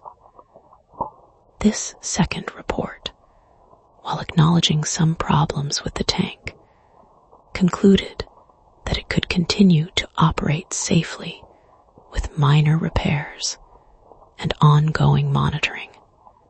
Minor repairs consisted primarily of painting over the visible cracks and applying tar to seal the worst leaks. The ongoing monitoring involved having a watchman walk around the tank once a week to look for obvious problems. Neither measure addressed the fundamental structural issues that were causing the tank to deteriorate. The investigation also revealed troubling information about the company's financial priorities. Internal memos showed that executives had been aware that the tank would probably need major repairs or replacement within a few years, but they had decided to delay these expenditures because they expected prohibition to force them out of the molasses business anyway. They had essentially written off the tank as a temporary facility that only needed to last until the new law took effect. This callous attitude extended to their treatment of the neighborhood residents who lived and worked near the tank. When people complained about the smell, the sticky mess, and the obvious signs of structural failure, company representatives had dismissed their concerns as ignorant fears. They had assured city officials that the tank was perfectly safe and that any problems were minor and cosmetic. The investigation's final report was a scathing indictment of corporate irresponsibility. It concluded that the disaster had been entirely preventable and was the direct result of gross negligence and willful disregard for public safety. The report recommended sweeping changes in industrial safety regulations and called for criminal charges to be filed against the company's executives. But while the report's findings were clear and damning, the legal process that followed was long and complicated. The United States Industrial Alcohol Company had deep pockets and skilled lawyers, and they fought every aspect of the case with determination and creativity. Their primary defense strategy was to shift blame away from the company and onto external forces beyond their control. They argued that the tank had been sabotaged by Italian anarchists who were protesting American involvement in World War. This theory was based on the fact that several known anarchists lived in the North End, and that there had been a number of bombings and other terrorist attacks in various American cities during the period immediately following the war. The company's lawyers painted an elaborate picture of a sophisticated terrorist plot, claiming that explosives had been planted at the base of the tank and detonated at precisely the moment when the structure was under maximum stress from the expanding molasses. They pointed to the fact that no one had actually seen the initial failure of the tank, and they argued that the pattern of damage was consistent with an explosion rather than structural collapse. To support this theory, they hired their own team of experts who testified that the tank had been fundamentally sound and that only external force could have caused such a catastrophic failure. They also called witnesses who claimed to have seen suspicious individuals near the tank in the days leading up to the disaster. Though under cross-examination, most of these witnesses proved to be unreliable or to have been paid for their testimony. The terrorism theory was given additional credibility by the political climate of the time. 1919 was a year of intense anti-radical hysteria in America, with government agents conducting raids against suspected anarchists and communists throughout the country. The idea that foreign terrorists had struck at the heart of an American industrial facility resonated with popular fears and prejudices. But the plaintiff's lawyers, led by a brilliant attorney named Charles Choate, methodically destroyed the company's defense. They brought in their own experts who demonstrated that the tank's failure was entirely consistent with structural collapse caused by overpressure and metal fatigue. They showed that the pattern of damage, far from indicating an explosion, actually proved that the tank had failed from the inside out, with the steel plates being pushed outward by the pressure of the expanding molasses. Most damaging of all, they obtained and introduced into evidence the company's own internal documents, which showed the long history of known structural problems and ignored safety warnings. These documents made it clear that company executives had been aware of the tank's dangerous condition for years, but had chosen to prioritize profits over public safety. The terrorism defense also fell apart when investigators were unable to find any evidence of explosives or sabotage. Chemical analysis of debris from the tank showed no traces of explosive compounds, and metallurgical examination of the failed steel plates revealed the characteristic patterns of fatigue failure rather than blast damage. Perhaps most importantly, the timeline of the disaster didn't support the terrorism theory. The tank had been showing signs of imminent failure for days before the collapse, with accelerating leaks, bulging walls, and ominous sounds coming from within the structure. If terrorists had been responsible, they would have had to time their attack with impossible precision to coincide with the moment when the tank was most vulnerable to failure. The trial lasted for 3 years, from 1922 to 1925, and became one of the most closely watched legal proceedings in American history. The courtroom was packed every day with survivors of the disaster, family members of the victims, and reporters from newspapers across the country. The case represented more than just a dispute over compensation. It was a test of whether corporations could be held accountable for disasters caused by their negligence. Joe Marconi testified on behalf of the plaintiffs, describing his observations of the tank's deteriorating condition in the weeks leading up to the disaster. His testimony was particularly powerful because of his technical background and his first-hand experience with industrial pressure vessels.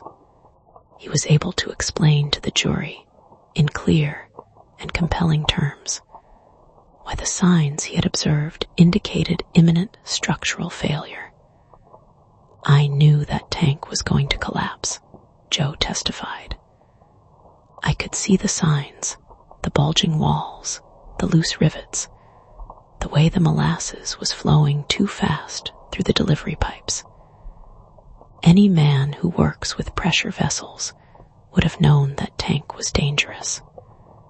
The company knew it too, but they didn't care." Maria Marconi also testified, describing the impact of the disaster on her family and neighborhood. Her account of the rescue efforts, of neighbors helping neighbors in the aftermath of the explosion, provided a human counterpoint to the technical testimony about steel plates and structural failure. "We lost friends that day," she told the jury. "Good people who were just going about their daily lives when that tank exploded. And for what? So a company could save money on repairs they knew were needed." Children who had survived the disaster were also called to testify, their accounts providing some of the most moving testimony in the entire proceedings. Now, in their teens, they described their memories of that January day with a clarity and emotional power that brought tears to the eyes of hardened reporters and skeptical jurors. Marco Marconi, now 16 years old, testified about the friends he had lost and the way the disaster had changed his understanding of the world. "Before that day, I thought grown-ups always knew what they were doing," he told the court. "I thought that if something was dangerous, the people in charge would fix it. But that tank taught me that sometimes the people in charge don't care about keeping us safe. They only care about making money." Company's defense became increasingly desperate as the trial proceeded. They attempted to discredit the technical experts who testified against them, claiming that the investigation had been politically motivated and scientifically flawed. They argued that the disaster was an unforeseeable act of God, that no amount of planning or maintenance could have prevented. But their arguments rang hollow in the face of the overwhelming evidence of negligence. The company's own documents showed that they had been repeatedly warned about the tank's dangerous condition, and their decision to ignore these warnings was clearly documented in internal memos and correspondence. In 1925, after deliberating for less than 6 hours, the jury returned a verdict in favor of the plaintiffs. They found the United States Industrial Alcohol Company liable for all damages caused by the Molasses flood, and awarded nearly $1 million in compensation to the victims and their families. It was one of the largest damage awards in American legal history up to that time, and it sent a clear message to corporations throughout the country that they would be held accountable for industrial disasters caused by their negligence. The victory was particularly sweet for the immigrant families who had been victimized by the company's irresponsibility. For many of them, it was their first experience with American justice, and the verdict showed them that the legal system, despite its flaws, could sometimes protect the rights of ordinary people against powerful corporate interests. But the money, welcome as it was, could not undo the trauma of the disaster or bring back the 21 people who had died. For survivors like Joe Marconi, the legal victory was less important than the broader lessons that had been learned about industrial safety and corporate responsibility. Part 8. The scientific legacy. The Great Molasses flood became more than just a tragic industrial accident. It became a watershed moment in the development of modern safety engineering. The disaster prompted a fundamental reassessment of how engineers thought about the behavior of viscous fluids under pressure, leading to advances in both theoretical understanding and practical application. The key scientific insight that emerged from the investigation was that molasses behaves very differently from water or other simple liquids. While water exerts uniform pressure in all directions, molasses creates complex stress patterns that change dramatically with temperature, time, and the geometry of its container. This discovery had implications far beyond molasses storage. It affected the design of facilities for storing everything from petroleum products to food ingredients. Dr. Heinrich Müller, a German-born engineer who had immigrated to the United States before the war, led the scientific investigation into the disaster. Dr. Müller had been studying the properties of viscous fluids at MIT when the molasses tank exploded, and he immediately recognized that the disaster provided a unique opportunity to test theoretical models against real-world conditions. Working with a team of graduate students, Dr. Müller conducted extensive experiments to understand how molasses behaved under various conditions of temperature, pressure, and confinement. They built scale models of storage tanks and filled them with molasses of different concentrations, then subjected them to controlled stress tests to see how the liquid responded. What they discovered revolutionized the field of fluid mechanics. Molasses, they found, exhibits what is known as non-Newtonian behavior. Its viscosity changes depending on the forces applied to it. Under normal conditions, it flows slowly and predictably.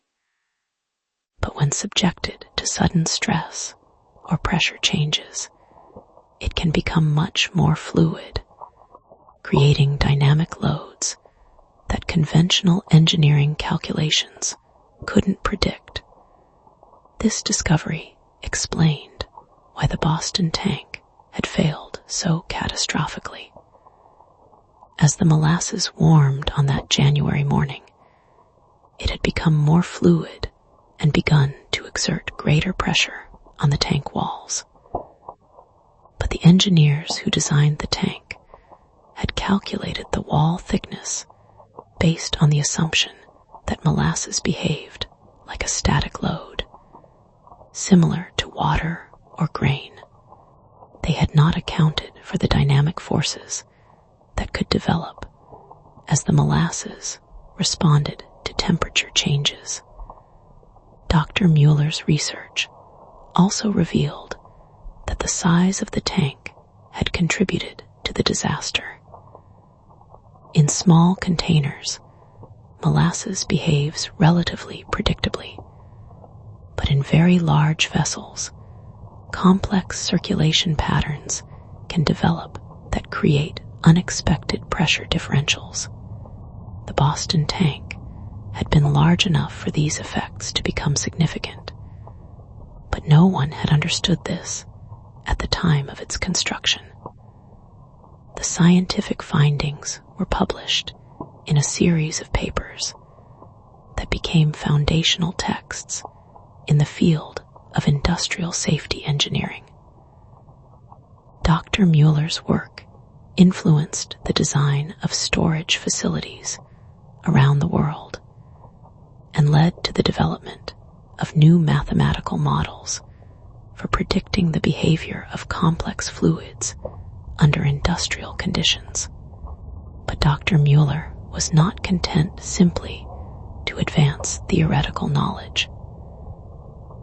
He was determined that the lessons learned from the molasses flood should have practical applications that would prevent similar disasters.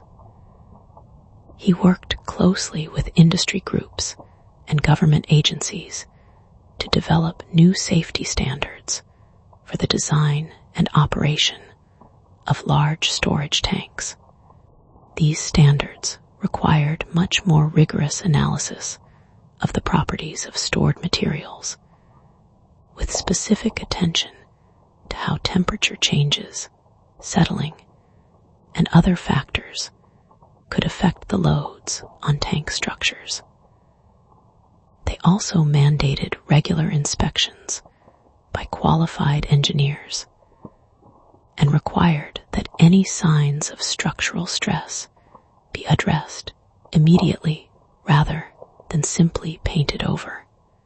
The new standards were initially resisted by industry groups who argued that they would be expensive to implement and would put American companies at a disadvantage compared to foreign competitors who didn't face similar requirements. But the memory of the molasses disaster was still fresh, and public support for stronger safety regulations was overwhelming. Dr. Mueller also worked to train a new generation of engineers who understood the complexities of viscous fluid storage.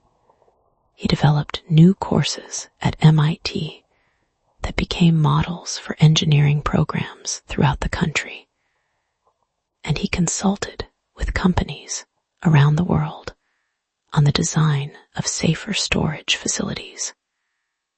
One of his most important contributions was the development of what became known as the Mueller Protocol, a systematic approach to evaluating the safety of existing storage tanks. The protocol required a comprehensive analysis of the tank's structural condition, the properties of the stored material, the operating conditions, and the potential consequences of failure. The Mueller Protocol was first applied to storage facilities throughout the Boston area, where inspectors found dozens of tanks that had serious structural problems similar to those that had caused the molasses disaster. Many of these facilities were immediately shut down for repairs or replacement, preventing what could have been a series of additional catastrophes. The protocol was gradually adopted by other cities and eventually became part of national safety codes for industrial storage facilities. It is still used today in modified form by engineers who design and inspect large storage tanks around the world, Dr. Mueller's work also had implications beyond industrial safety. His research into the behavior of viscous fluids contributed to advances in fields ranging from food processing to petroleum refining. The mathematical models he developed to understand molasses flow were later applied to the design of pipelines, the optimization of manufacturing processes, and even the study of geological phenomena like lava flows and mudslides. But perhaps Dr. Mueller's most important legacy was his insistence that engineering was not just a technical discipline, but also a moral one. He argued that engineers had a responsibility to society that went beyond simply making calculations and following specifications. They had an obligation to consider the broader implications of their work and to speak out when they saw dangers that others might ignore. An engineer who knows that a structure is unsafe but stays silent is not just failing in his professional duties. Dr. Mueller wrote in one of his most widely quoted papers, "He is betraying the trust that society has placed in him to protect public safety." This philosophy influenced a generation of engineers who came of age in the aftermath of the Molasses disaster. They approached their work with a heightened awareness of the potential consequences of failure and a determination to never let cost considerations override safety concerns. The scientific legacy of the Great Molasses Flood extended far beyond Boston and far beyond the specific issue of molasses storage. It marked the beginning of a new era in industrial safety, one in which engineers began to think more systematically about the complex interactions between materials, structures, and environmental conditions. The disaster also contributed to the development of what would later be called risk assessment, the systematic evaluation of the probability and consequences of industrial accidents. Before 1919, most engineers focused primarily on making sure that structures were strong enough to handle normal operating conditions. The Molasses Flood showed that they also needed to consider what could happen under abnormal conditions and what the consequences might be if their calculations were wrong. This approach to risk assessment became increasingly important as industrial processes became more complex and potentially dangerous. The chemical industry, in particular, adopted many of the principles that had been developed in response to the molasses disaster, leading to much safer designs for chemical plants and storage facilities. The molasses flood also influenced the development of modern insurance practices for industrial risks. Insurance companies began requiring more thorough safety inspections and began adjusting their premiums based on the risk assessment protocols that had been developed in the wake of the disaster. Part 9. Personal reckonings. As the years passed and the immediate crisis faded into memory, the survivors of the Great Molasses Flood were left to grapple with the long-term implications of what they had experienced. For some, the disaster became a defining moment that shaped the rest of their lives. For others, it was something to be overcome and left behind. But for all of them, it remained a touchstone, a reminder of how quickly the normal world could be turned upside down. Joe Marconi found that his experience during the disaster had changed him in ways he was still discovering years later. The man who had once been content to focus on his work and his family now felt a broader sense of responsibility to his community and to the cause of industrial safety. In 1926, 7 years after the flood, Joe was approached by a group of Italian-American business leaders who were planning to establish a mutual insurance company to serve immigrant communities throughout New England. They needed someone with technical expertise and a reputation for integrity to serve as the company's chief safety inspector. Joe was initially reluctant to take on this responsibility. He was comfortable in his position as plant manager at the rebuilt Purity Distilling Company, and he wasn't sure he wanted the travel and administrative burden that the new job would require. But Maria encouraged him to accept the position, arguing that it would give him an opportunity to prevent other families from experiencing what they had gone through. "You know what to look for now," she told him. "You've seen what happens when safety is ignored. Maybe you can keep it from happening to someone else." Mutual Insurance Company, which they named the Guardian Mutual Assurance Society, became one of the most successful immigrant-owned businesses in New England. Joe's reputation for thoroughness and integrity attracted clients from throughout the region, and his safety inspections became the gold standard for industrial risk assessment.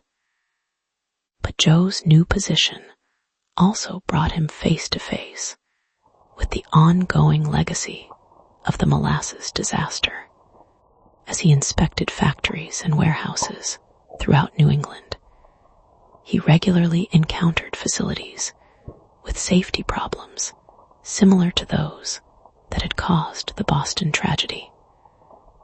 Many owners were reluctant to spend money on repairs or improvements, arguing that they couldn't afford the expense or that the problems weren't really dangerous. Joe developed a standard speech that he would give to reluctant owners. He would describe the Molasses flood in vivid detail, explaining how a company's decision to defer maintenance had cost 21 lives and destroyed a neighborhood. He would show them photographs of the devastation and read them excerpts from the testimony of survivors. "You think you can't afford to fix these problems," he would tell them, "but you can't afford not to fix them. I've seen what happens when owners take shortcuts with safety. I've pulled bodies out of molasses. I've watched children orphaned because someone thought they could save money by ignoring obvious dangers." This approach was usually effective. Most owners, when confronted with the human cost of negligence, agreed to make the necessary repairs. Those who didn't were denied insurance coverage, and word of Joe's standards spread throughout the business community. Joe's work with the Guardian Mutual also brought him into contact with survivors of other industrial disasters.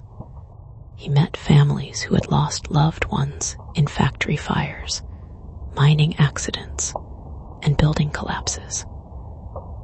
Each of these encounters reinforced his understanding that the Molasses flood was not an isolated incident, but part of a broader pattern of industrial negligence that was claiming lives throughout the country.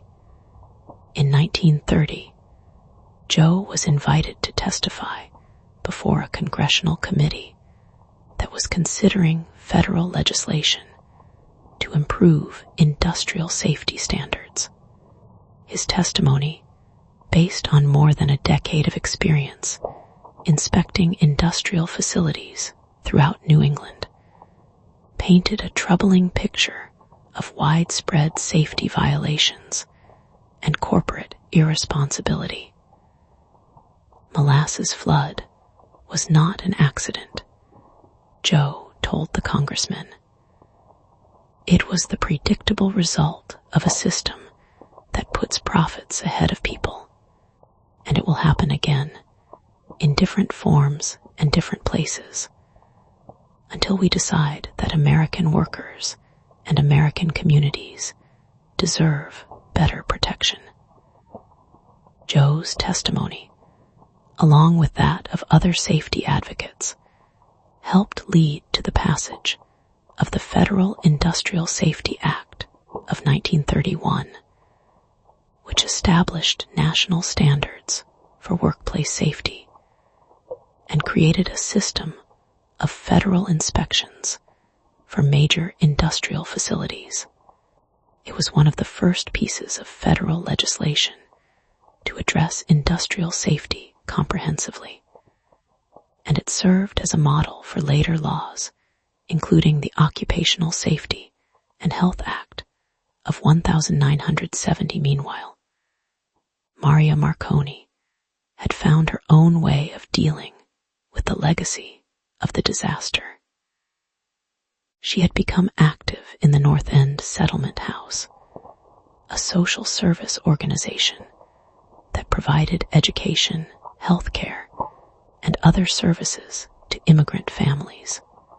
Her work focused particularly on helping women and children who had been traumatized by industrial accidents or other disasters. Maria understood from her own experience how disasters affected families in ways that went far beyond the immediate physical damage. She had seen how the Molasses flood had changed the children who survived it, making them fearful and anxious in ways that persisted for years. She had watched marriages strain and break under the pressure of dealing with loss and trauma, working with social workers and volunteer psychiatrists. Maria helped develop some of the first systematic approaches to treating what would later be called post-traumatic stress disorder. The settlement house established support groups for disaster survivors, created programs to help children process their traumatic experiences, and provided practical assistance to families who were struggling to rebuild their lives. One of Maria's most successful innovations was the establishment of a community memorial garden on the site where the Molasses tank had stood. The garden served not only as a tribute to those who had died, but also as a place where survivors could come to remember, to mourn, and to find some measure of peace. The garden was designed by Antonio Marconi, Joe, and Maria's eldest son, who had indeed become a structural engineer and was now working on major construction projects throughout New England. Antonio designed the memorial as a series of concentric circles, with a central fountain surrounded by flowering plants and benches where people could sit and reflect. The centerpiece of the memorial was a bronze plaque that listed the names of the 21 people who had died in the flood, along with an inscription that Maria had written: "In memory of our neighbors who perished in the Molasses flood of January 15, 1919. Their deaths were not in vain if we learn from them to build a safer world for our children. The memorial garden became a focal point for the neighborhood's healing process. Every January 15th, survivors and their families would gather there for a brief ceremony of remembrance. Children would place flowers on the memorial, and older residents would share their memories of the disaster and its aftermath. These annual gatherings served an important function beyond simple remembrance. They helped keep alive the lessons of the disaster, ensuring that younger generations understood why industrial safety was so important and why corporate responsibility was essential to protecting communities. Lucia Marconi, now a senior nurse at Massachusetts General Hospital, often spoke at these memorial services about the medical aspects of the disaster and the importance of emergency preparedness. She had become one of the city's leading experts on disaster medicine, and her protocols for treating victims of industrial accidents were adopted by hospitals throughout the region. Marco Marconi, the youngest of the 3 children, had indeed become a safety inspector for the city of Boston. His work involved regular inspections of the city's industrial facilities, ensuring that they met the safety standards that had been developed in response to disasters like the Molasses flood. Marco approached his work with a combination of technical expertise and personal passion that made him one of the most effective safety inspectors in the city. He understood that every tank he inspected, every pressure vessel he examined, represented potential danger to families like his own. His reports were thorough and uncompromising, and his recommendations for repairs were typically followed without argument. "I don't want any other 8-year-old to go through what I went through," Marco would tell facility owners who complained about his strict standards. "I don't want any other family to watch their neighborhood destroyed because someone was too cheap to fix a dangerous tank." Marco's work was not without controversy. Some business leaders accused him of being overzealous, of imposing safety requirements that were unnecessarily expensive and burdensome. But Marco had the support of the city's political leadership, who understood that the public expected strong enforcement of safety regulations in the aftermath of the Molasses disaster. In 1935, 16 years after the Molasses flood, Marco conducted an inspection of a large chemical storage facility in South Boston that revealed serious structural problems with several storage tanks. The facility's owner, a major chemical company, initially resisted Marco's recommendation that the tanks be shut down for immediate repairs. "These tanks have been operating safely for 10 years, the company's manager argued. "The problems you're describing are minor and don't present any real danger." Marco's response was swift and uncompromising. He issued an immediate shutdown order and called in the fire department to ensure that the facility was evacuated. The company's lawyers threatened to sue the city, arguing that the shutdown was arbitrary and would cost them millions of dollars in lost production. But Marco's judgment was vindicated just 3 days later, when one of the tanks, which had been emptied as part of the shutdown process, collapsed during the removal operation. The collapse was caused by the same type of structural failure that had destroyed the Molasses tank, weakened steel plates that failed under pressure. If that tank had been full of chemicals when it collapsed, we could have had another disaster, Marco told reporters. Maybe worse than the Molasses flood, because chemicals are more dangerous than molasses. The incident made Marco something of a local hero and demonstrated the value of the aggressive safety inspection program that the city had implemented. It also showed how the lessons learned from the Molasses disaster continued to save lives decades after the original tragedy. Part 10. The broader impact, the influence of the Great Molasses flood extended far beyond Boston, far beyond the specific issue of storage tank safety, and far beyond the immediate community that had been affected by the disaster. The tragedy became a case study in corporate responsibility, industrial safety, and the relationship between business interests and public welfare that influenced policy and practice throughout the United States and around the world.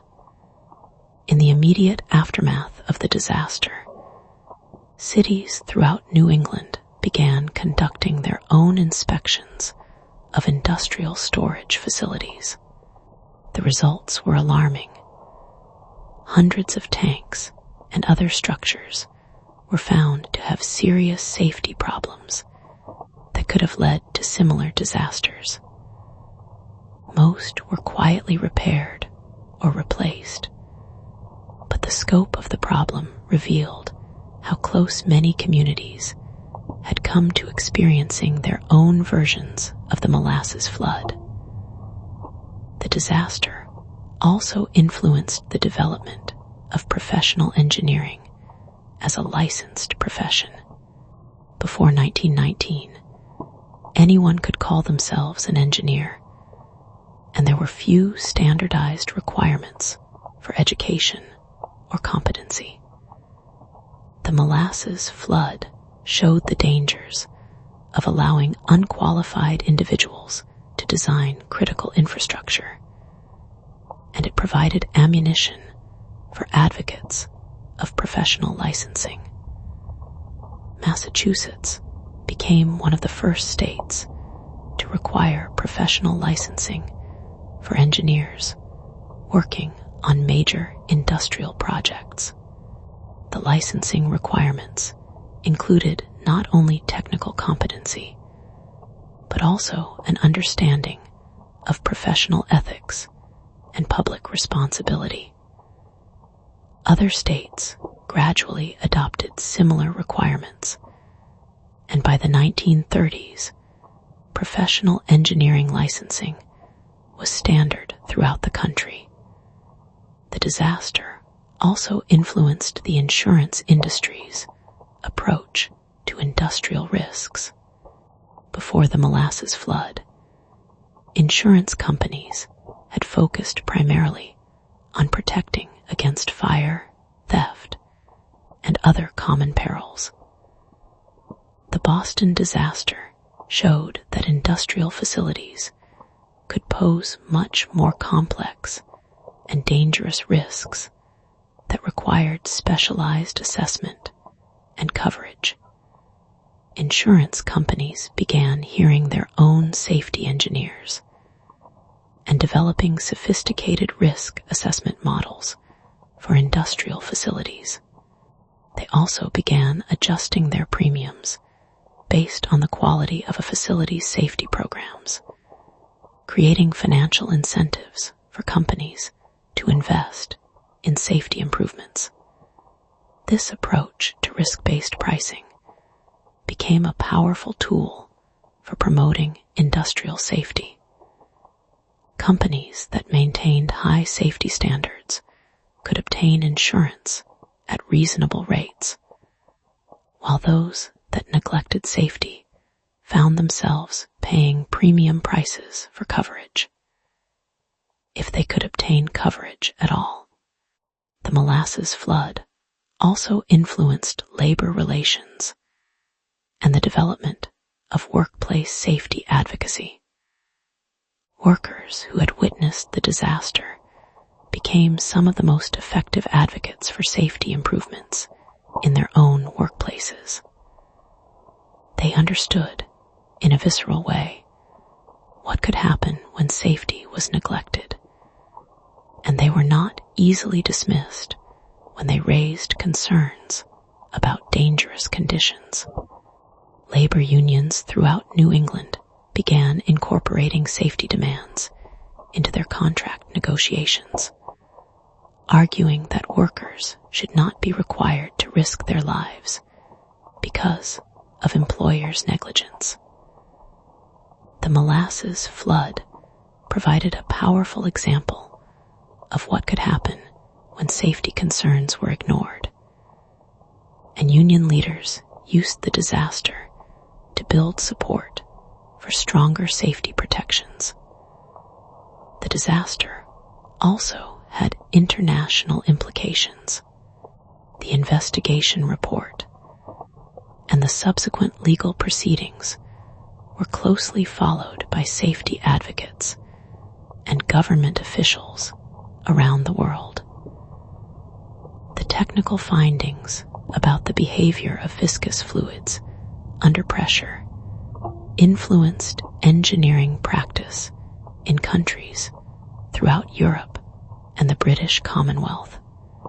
In Germany, where rapid industrialization was creating many new chemical and manufacturing facilities, the Molasses flood report led to the adoption of much more rigorous safety standards for storage tank design. German engineers developed some of the most sophisticated risk assessment procedures in the world, building on the lessons learned from the Boston disaster.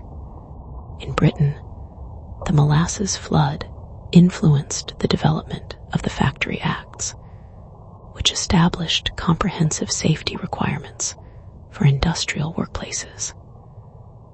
British safety advocates used the Boston disaster as an example of what could happen in an unregulated industrial environment, and they successfully argued for strong government oversight of workplace safety. The disaster also influenced urban planning and land use regulation.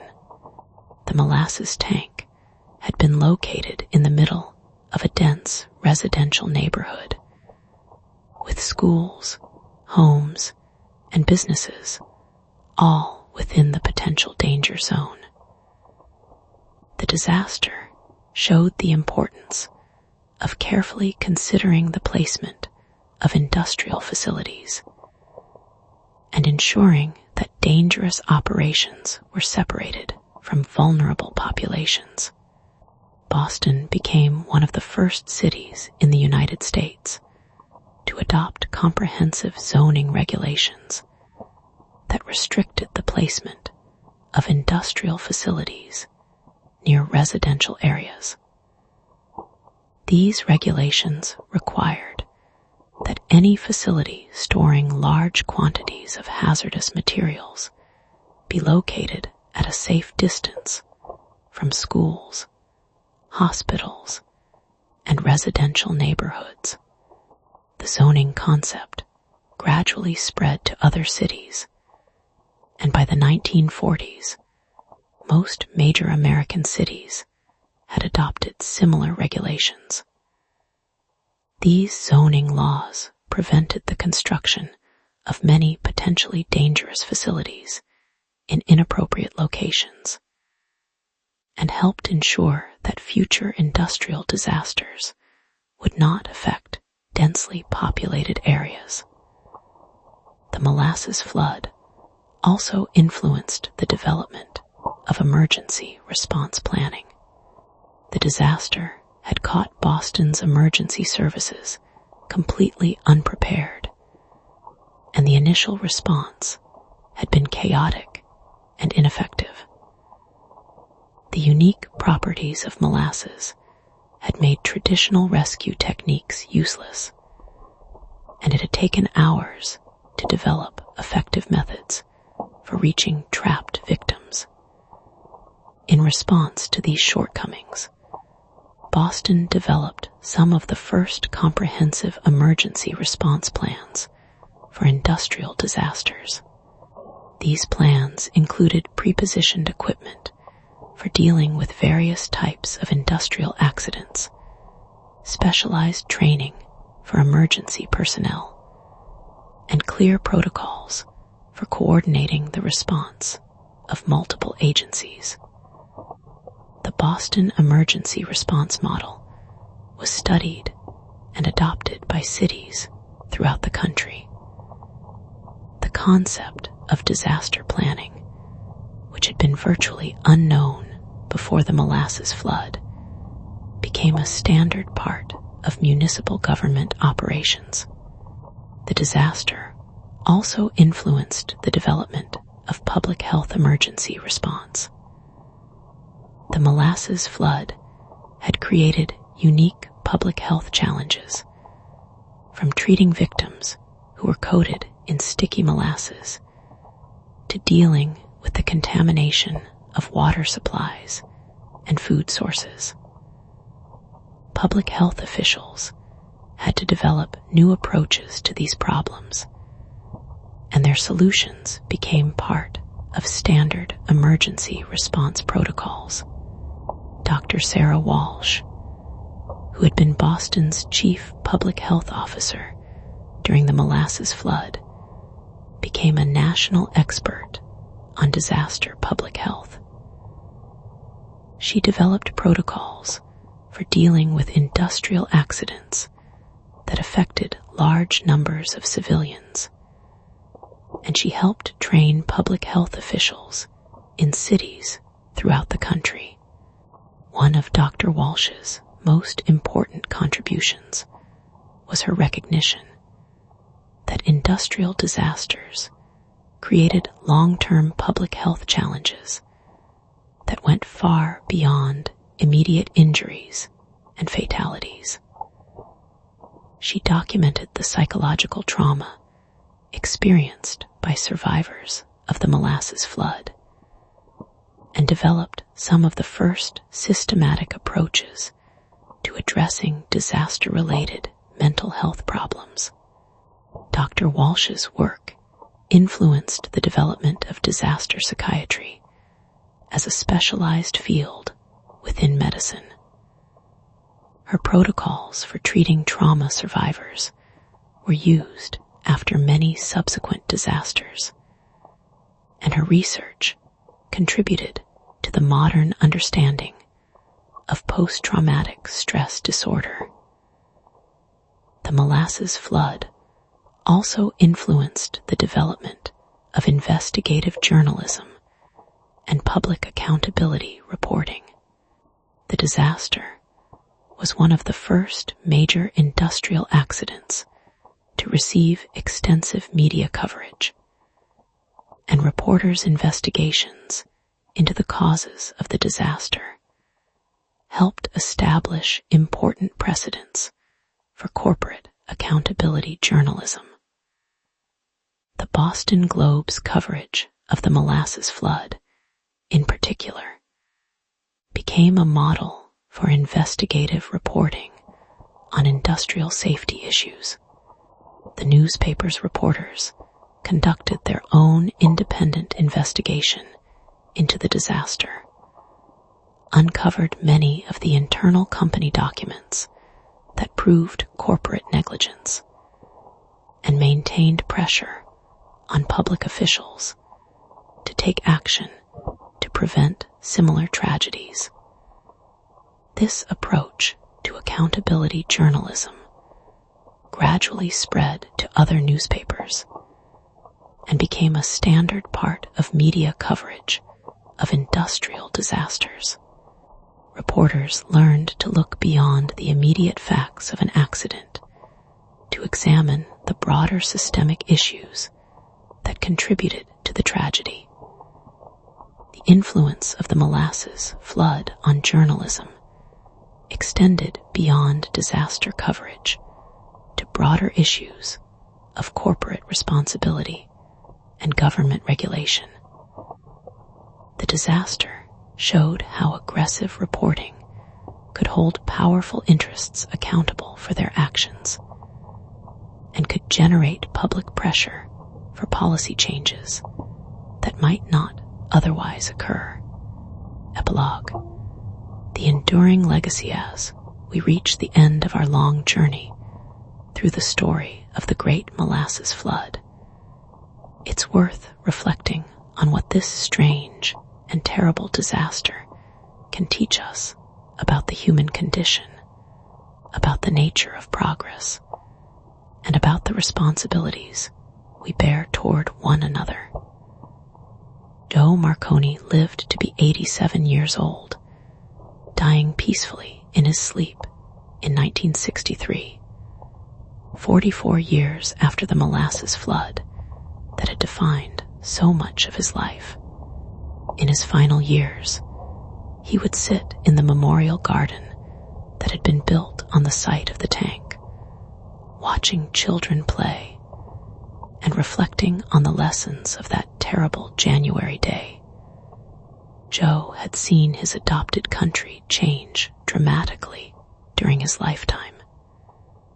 He had witnessed 2 world wars, the Great Depression, and the transformation of America from an industrial economy to something new and more complex.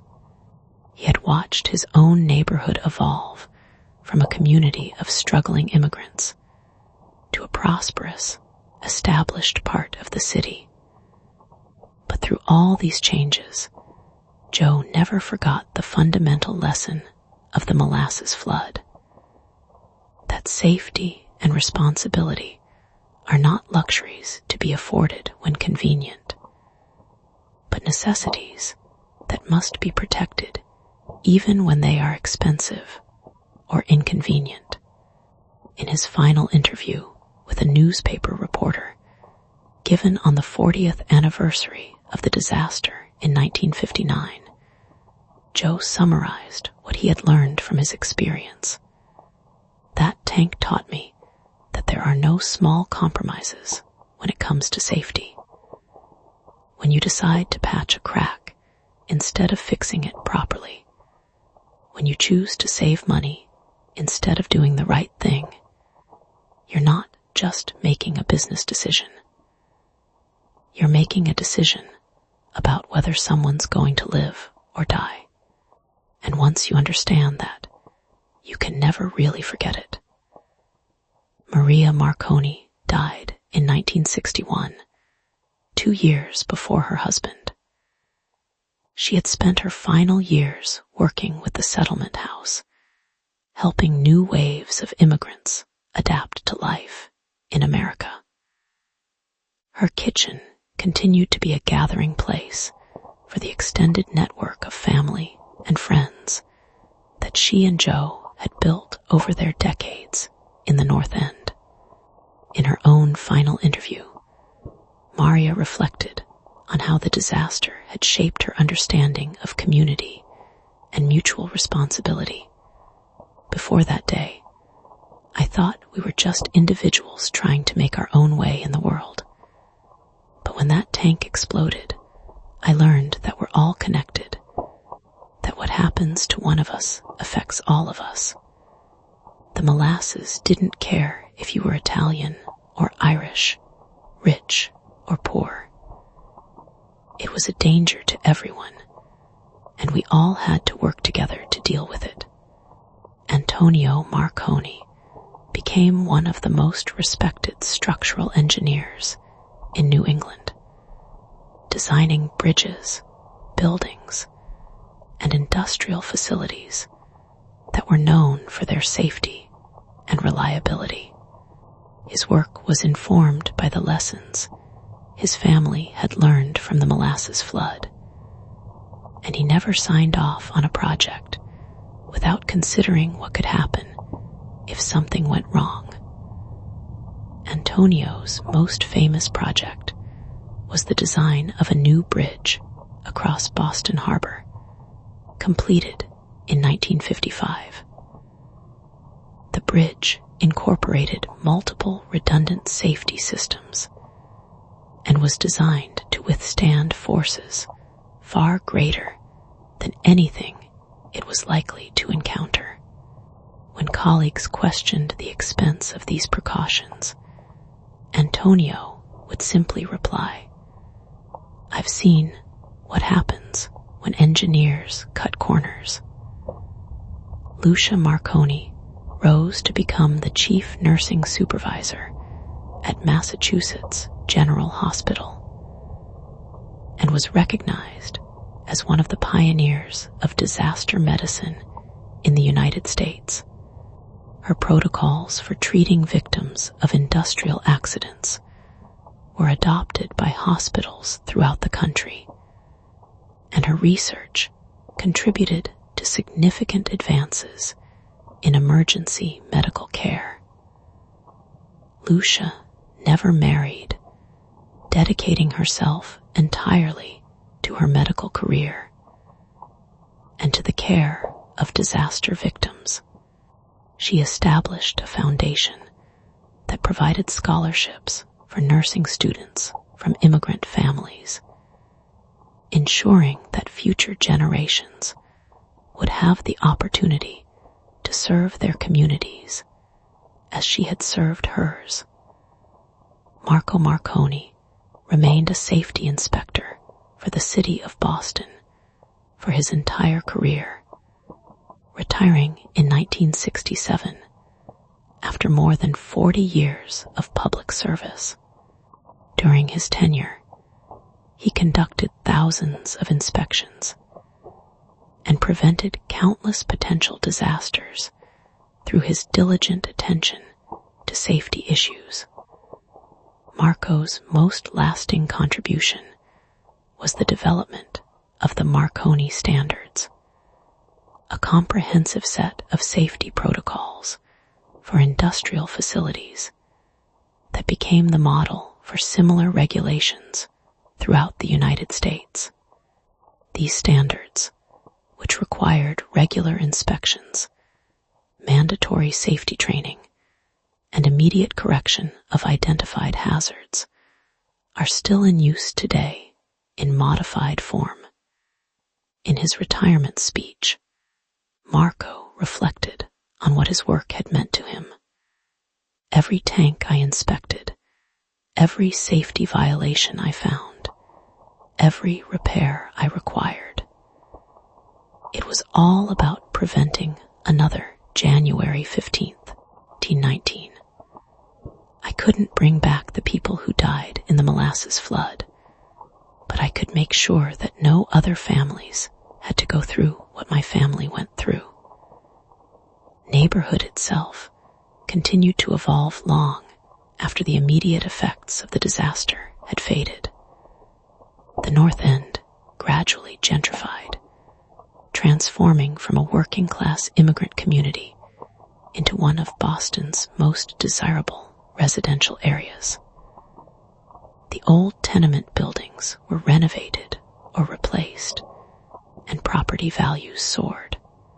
But the Memorial Garden remained, serving as a quiet reminder of the neighborhood's history and the price that had been paid for the prosperity that followed. The annual memorial services continued, though they gradually became smaller as the original survivors died and their children moved away in 1994. 75 years after the disaster, the city of Boston dedicated a new memorial at the site of the Molasses tank. The memorial, designed by Maya Lin, who had also designed the Vietnam Veterans Memorial in Washington, consists of a curved black granite wall inscribed with the names of the 21 victims, and excerpts from the testimony of survivors. The memorial also includes an interactive educational display that explains the causes of the disaster and the lessons that were learned from it. School groups regularly visit the memorial, and many children learn about the Molasses flood. As part of the memorial also includes an interactive educational display that explains the causes of the disaster and the lessons that were learned from it. School groups regularly visit the memorial, and many children learn about the Molasses flood as part of their education about industrial safety and corporate responsibility. Among these young visitors was a girl named Isabella Chen, a 5th grader at the nearby elementary school, who had come to the memorial on a field trip in the spring of 2019, exactly 100 years after the disaster. Isabella was the great-great-granddaughter of Chinese immigrants who had arrived in Boston in the 1920s, part of the wave of new residents who had moved into the North End as the Italian families achieved prosperity and moved to the suburbs. Isabella's teacher, Mrs. Rodriguez, had prepared the class for their visit by reading them excerpts from the accounts of survivors, including some of the testimony that Joe Marconi had given during the legal proceedings. The children had been fascinated and horrified by the story of the Molasses wave, struggling to understand how something as innocent as molasses could become so deadly. Thick was the molasses. Isabella had asked during the classroom discussion that preceded their field trip. Think about the molasses your grandmother might use in baking, Mrs. Rodriguez had explained. But this was even thicker because it was cold outside. It was like trying to run through liquid concrete. At the memorial, Isabella stood before the black granite wall and read the names of the victims. She tried to imagine what it would be like to be trapped in molasses, to feel it grabbing at your legs and pulling you down. The thought made her shiver, even on the warm spring day.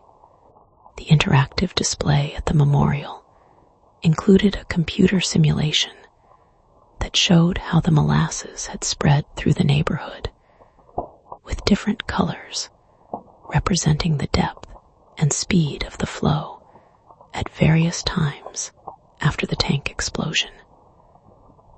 Isabella and her classmates watched in fascination as the simulation showed the wave moving through the streets, into buildings, and up the sides of structures. The molasses moved at 35 miles per hour when it first came out of the tank, explained the park ranger who was guiding their tour. That's faster than you can run, and it was 15 feet high. Imagine a wall of molasses taller than this building, moving faster than a car through a residential neighborhood. The display also included exhibits about the technical causes of the disaster, with cutaway models showing how the tank's walls had failed and how the rivets had popped out under pressure. There were photographs of the aftermath, showing the twisted wreckage of the tank and the molasses-coated buildings. But what impressed Isabella most were the exhibits about the people who had lived through the disaster. There were photographs of the Marconi family, including one of young Marco Marconi standing next to his father in front of their rebuilt home. There were excerpts from Maria Marconi's diary, describing the days after the flood when neighbors had worked together to clean up the mess and help each other rebuild. The most important lesson of the Molasses flood, the park ranger told the children, is that disasters bring out both the worst and the best in people. Some people, like the company executives who ignored the safety problems, put their own interests ahead of everyone else's safety. But other people, like the neighbors who helped with the rescue efforts, showed incredible courage and generosity. Isabella thought about this as she walked back to school with her classmates. She lived in a world that was very different from the North End of 1919. Her neighborhood had families from dozens of different countries: China, Somalia, El Salvador, India, and many others. They spoke different languages and followed different traditions, but they were all part of the same community. That evening, Isabella told her parents about the field trip and the story of the Molasses flood. Her father, who worked as an engineer for a technology company, was particularly interested in the technical aspects of the disaster.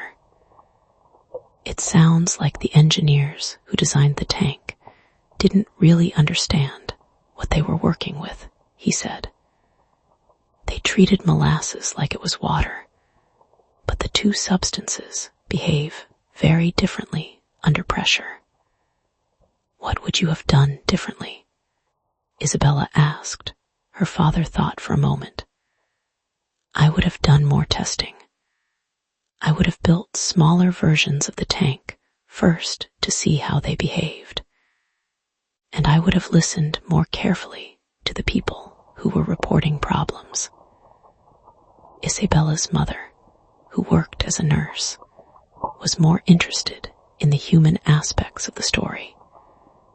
It sounds like the community really came together to help each other after the disaster, she said. That's what people do when things get really bad. They put aside their differences and focus on what's important. Over the following weeks, Isabella found herself thinking often about the Molasses flood and the lessons it taught. She noticed things she hadn't paid attention to before: the way construction workers wore safety equipment, the warning signs on industrial buildings, the careful procedures that governed everything from school fire drills to food safety in the cafeteria. She also began to notice the ways that her own community worked together to solve problems. When an elderly neighbor had fallen and broken her hip, families from throughout the building had organized to bring her meals and help with her shopping. When a family lost their apartment in a fire, the community had rallied to find them temporary housing and replace their belongings. These acts of mutual support reminded Isabella of what she had learned about the North End in 1919, when neighbors had worked together to rescue victims from the Molasses, and then to rebuild their community. The specific challenges were different, but the underlying principle was the same: people taking care of each other when times were difficult. Isabella's class had been assigned to write essays about their field trip to the memorial, and she struggled to find the right words to express what she had learned. Finally, she wrote, "The Molasses flood taught me that accidents don't just happen by themselves. They happen because people make bad decisions, like when the company ignored the problems with the tank. But disasters also show us how good people can be." The neighbors who helped rescue people from the Molasses weren't thinking about whether the victims were Italian or Irish or from somewhere else. They were just thinking about helping other human beings who were in trouble. I think the most important lesson is that we all have to look out for each other. If the company executives had thought about the people who lived near their tank, instead of just thinking about making money, 21 people wouldn't have died. And if we remember to think about how our actions affect other people, maybe we can prevent other disasters from happening. Isabella's essay was selected to be read at the school's annual assembly, and her words resonated with students and teachers throughout the building.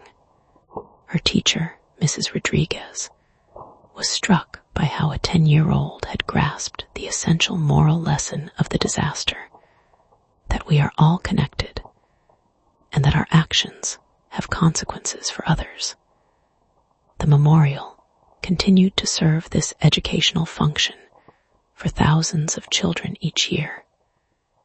School districts throughout New England incorporated visits to the memorial into their curricula, using the Molasses flood as a case study in industrial safety, corporate responsibility, and community resilience.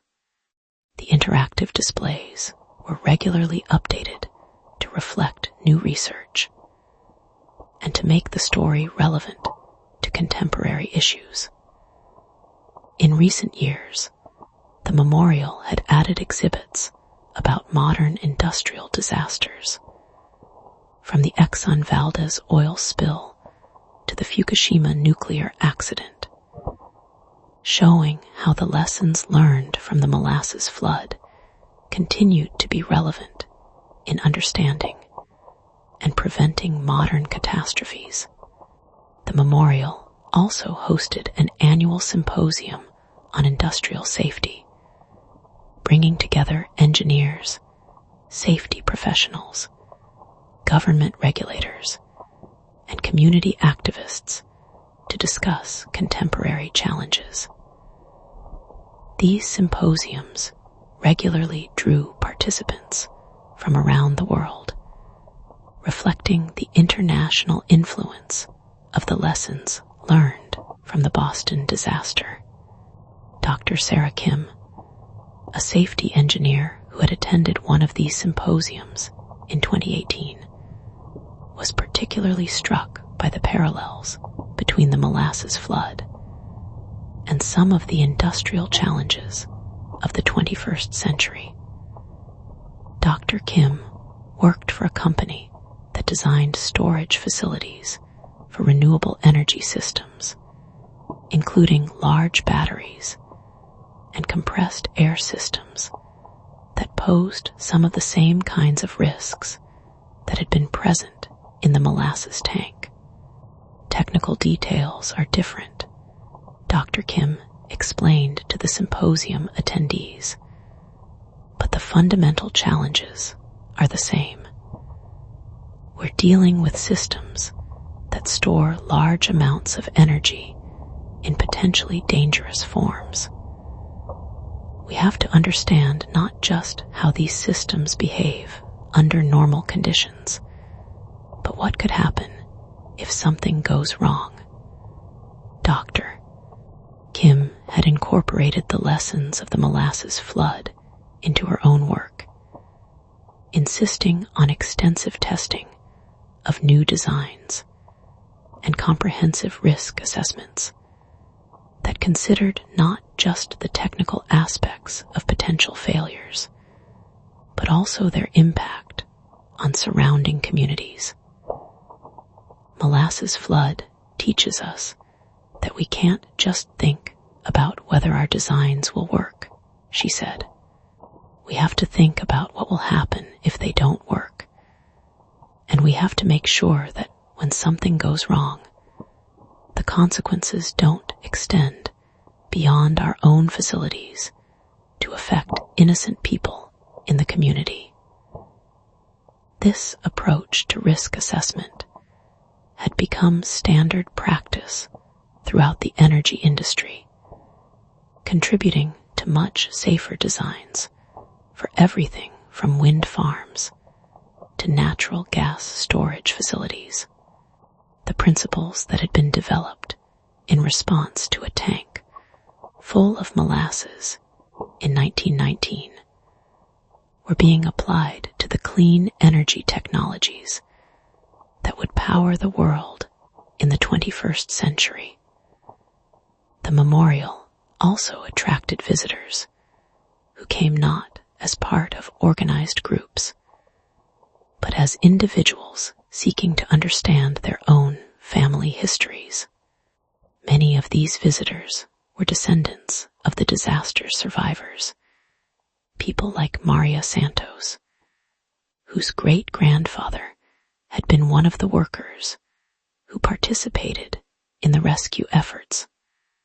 Maria had grown up hearing stories about the Molasses flood from her grandmother, but she had never fully understood the historical significance of the disaster until she visited the memorial as an adult. Reading the detailed exhibits and seeing the photographs of the devastation helped her appreciate what her ancestors had lived through and the courage they had shown in helping their neighbors. My great-grandfather never talked much about that day, Maria reflected during her visit to the memorial. But my grandmother always said it changed him. She said he never again walked past a construction site or a factory without wondering whether it was safe, whether the people in charge were paying attention to the right things. Memorial's collection of oral histories included dozens of similar stories from descendants of survivors, creating a rich archive of family memories that complemented the official historical records. These personal accounts helped visitors understand that the Molasses flood was not just an abstract historical event, but something that had affected real families and real communities. The stories also highlighted the ways that the disaster had influenced subsequent generations. Many descendants of survivors had chosen careers in public safety, engineering, or social work, inspired by their families' experiences during the Molasses flood. Others had become community activists, working to ensure that their neighborhoods were protected from industrial hazards. These intergenerational influences reflected one of the most important aspects of the Molasses flood's legacy: its demonstration of how disasters could either divide communities or bring them together, depending on how people chose to respond.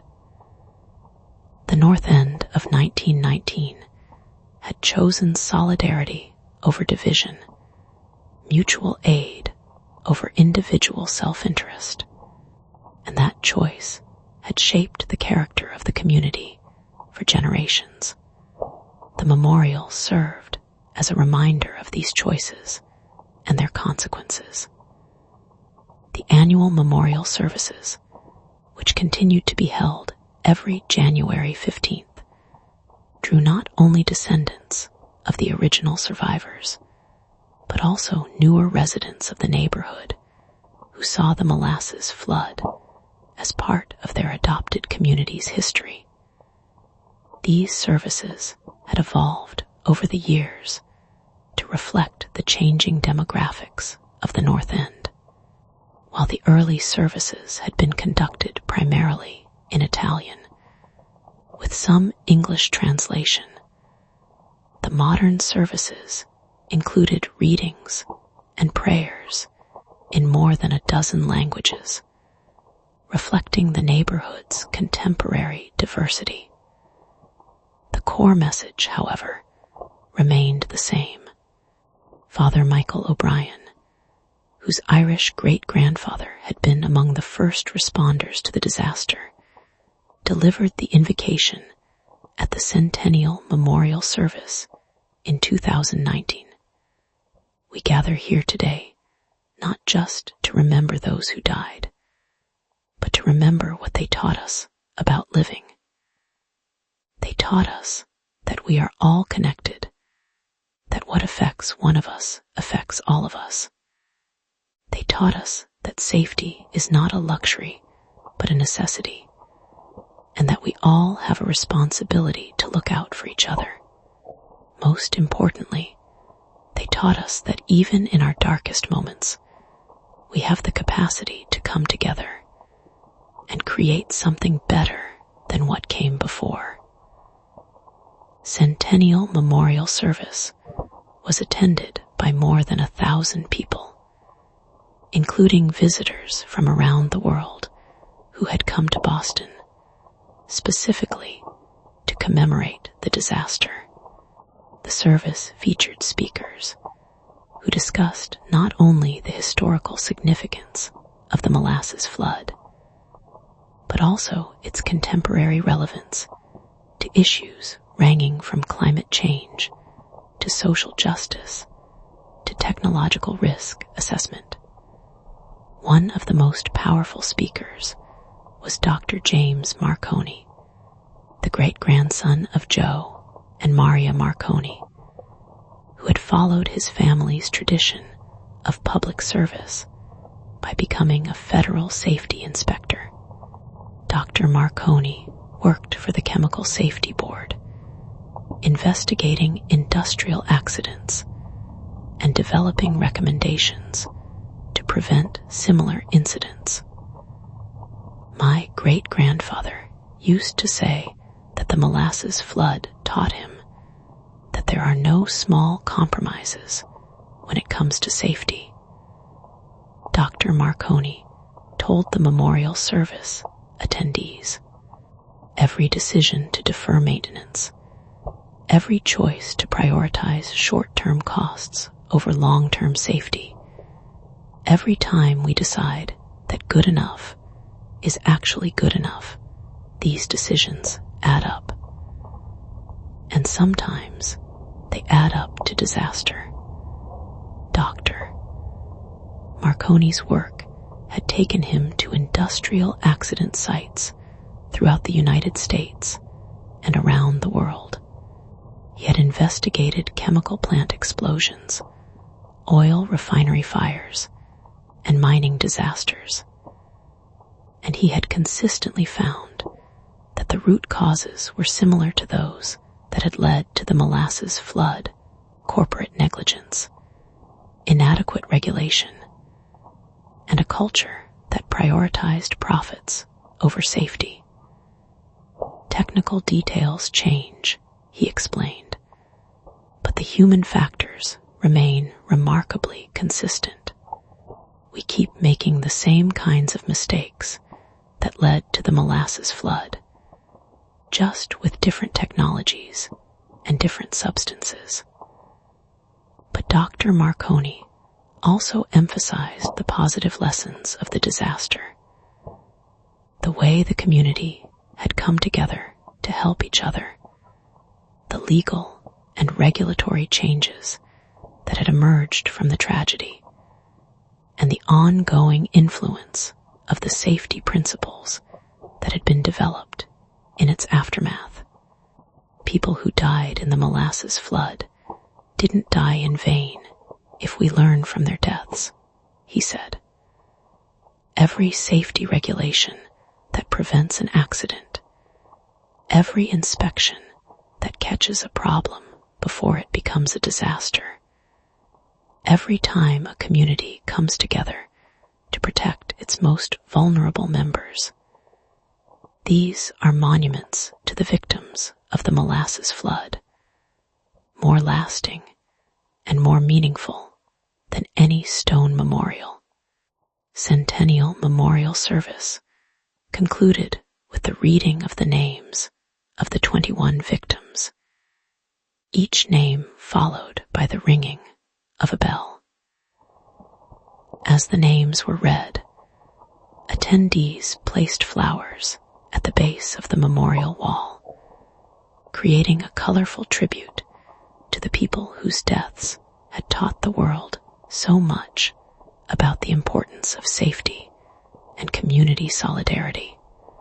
After the formal service ended, many attendees remained at the memorial for informal conversations about the lessons of the disaster and their relevance to contemporary challenges. These conversations continued in nearby restaurants and cafes as people from around the world shared their own experiences with industrial safety issues and community disaster response. The memorial had become more than just a place to remember the past. It had become a gathering place for people committed to creating a safer and more just future. The lessons of the Molasses flood continued to inspire new generations of safety professionals, community activists, and engaged citizens who understood that preventing disasters required not just technical expertise, but also moral courage and community solidarity.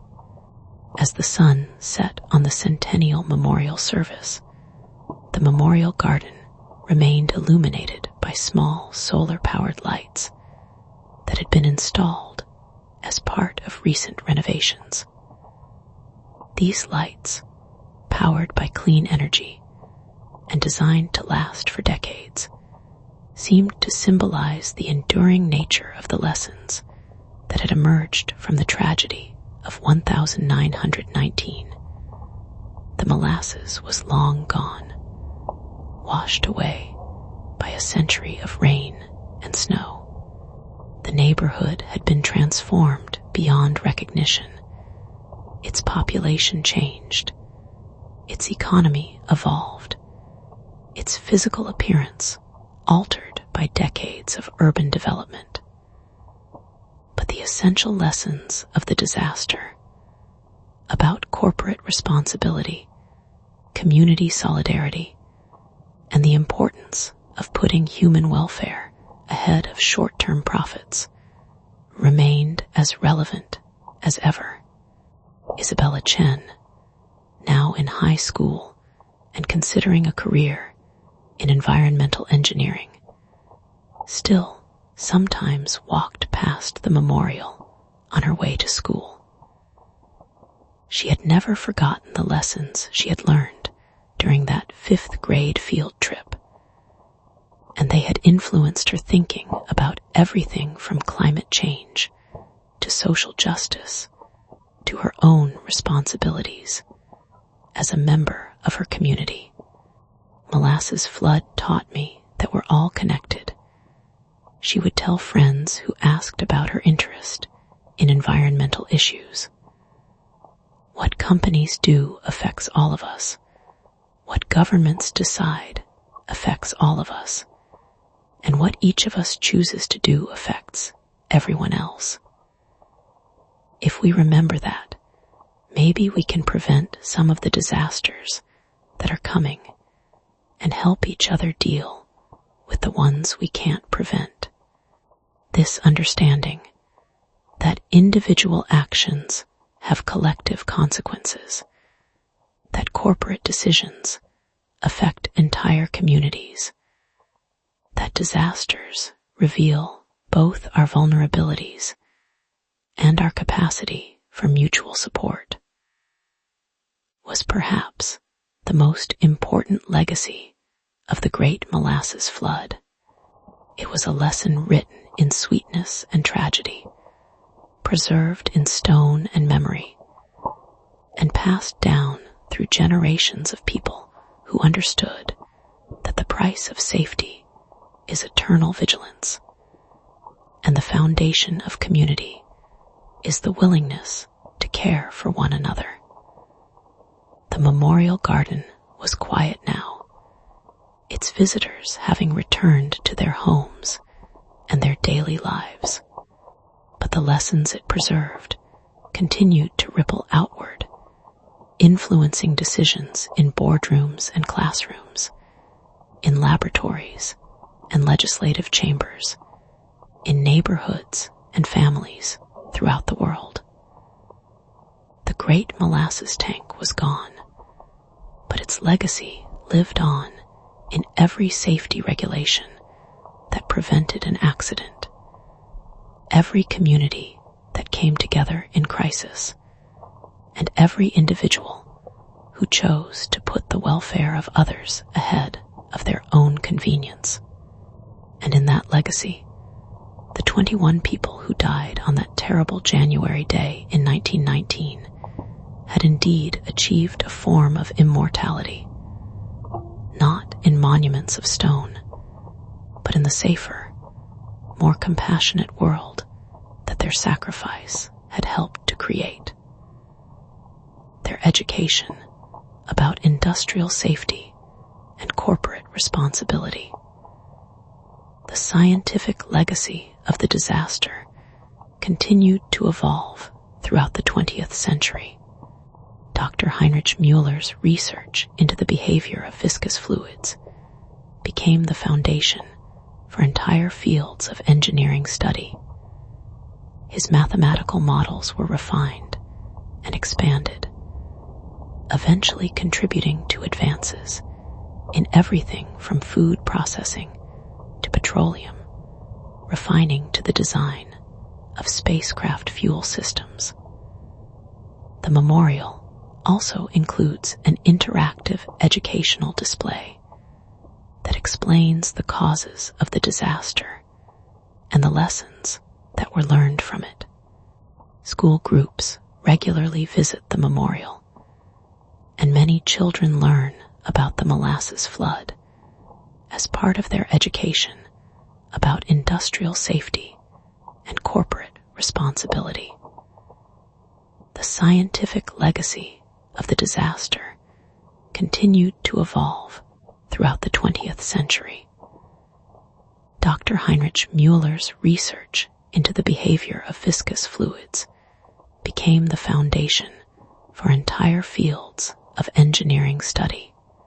His mathematical models were refined and expanded, eventually contributing to advances in everything from food processing to petroleum, refining to the design of spacecraft fuel systems.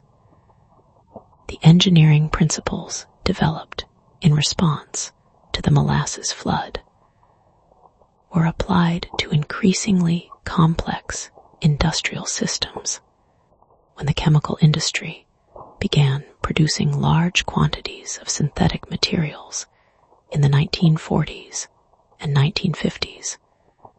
The safety protocols developed after the Boston disaster helped prevent numerous potential catastrophes. The nuclear power industry, which emerged in the 1950s, adopted many of the risk assessment techniques that had first been developed to understand the molasses tank failure. Even the space program benefited from the lessons of the molasses flood. When NASA began developing the massive fuel tanks that would power rockets to the moon, engineers applied the principles of viscous fluid dynamics that Dr. Müller had pioneered in his study of the Boston disaster. The complex calculations required to predict how rocket fuel would behave under the extreme conditions of spaceflight were based, in part, on equations that had first been developed to understand why a tank of molasses had exploded in a Boston neighborhood. The legal precedents established by the molasses flood litigation also continued to evolve and influence American jurisprudence. The principle that corporations could be held liable for disasters caused by their negligence, even when the immediate cause was technically a structural failure, rather than deliberate wrongdoing, became a cornerstone of modern product liability law. This principle was applied in thousands of subsequent cases involving everything from automobile defects to pharmaceutical side effects to building collapses. The idea that companies have a responsibility to anticipate potential problems with their products and take steps to prevent harm, even when such problems are not immediately obvious, can be traced directly back to the legal reasoning developed in the Molasses flood cases.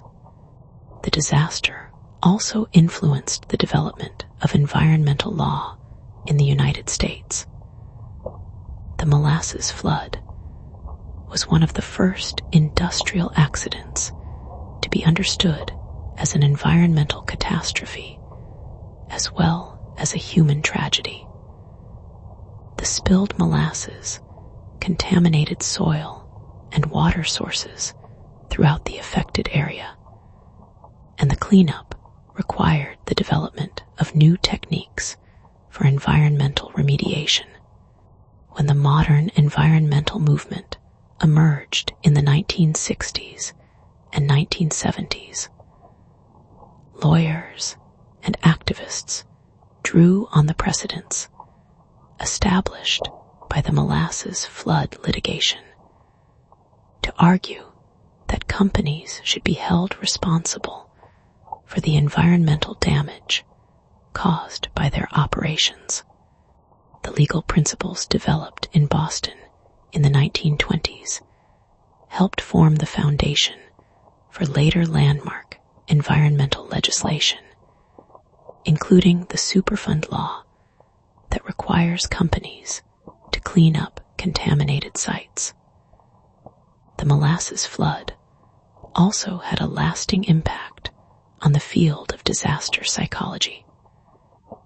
The work that Maria Marconi and others had done to help survivors cope with trauma became the basis for modern approaches to disaster mental health.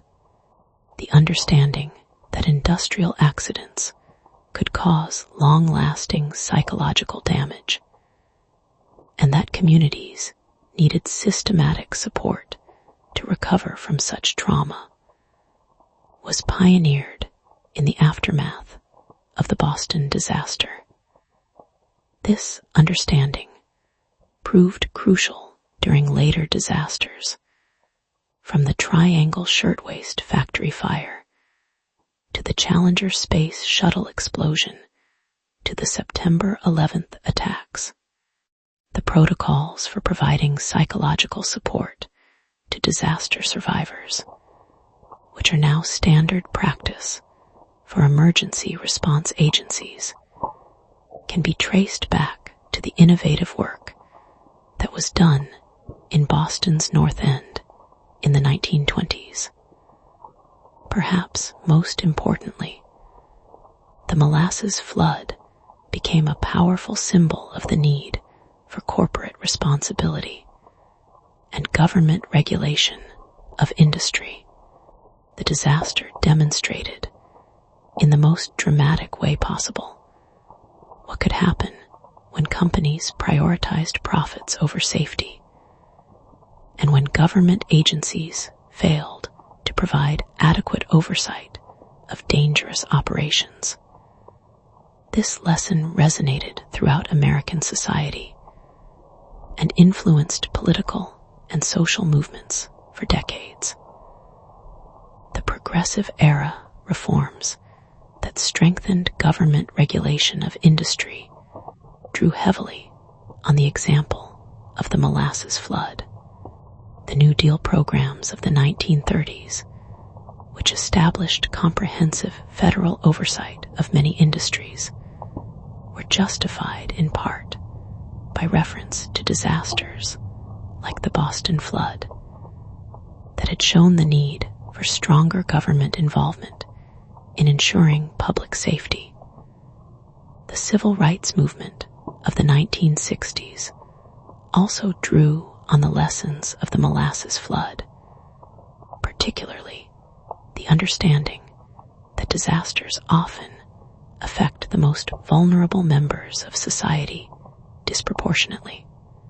The flood had killed primarily poor immigrants who lived in substandard housing near dangerous industrial facilities, highlighting the ways in which social and economic inequality could translate into differential exposure to risk.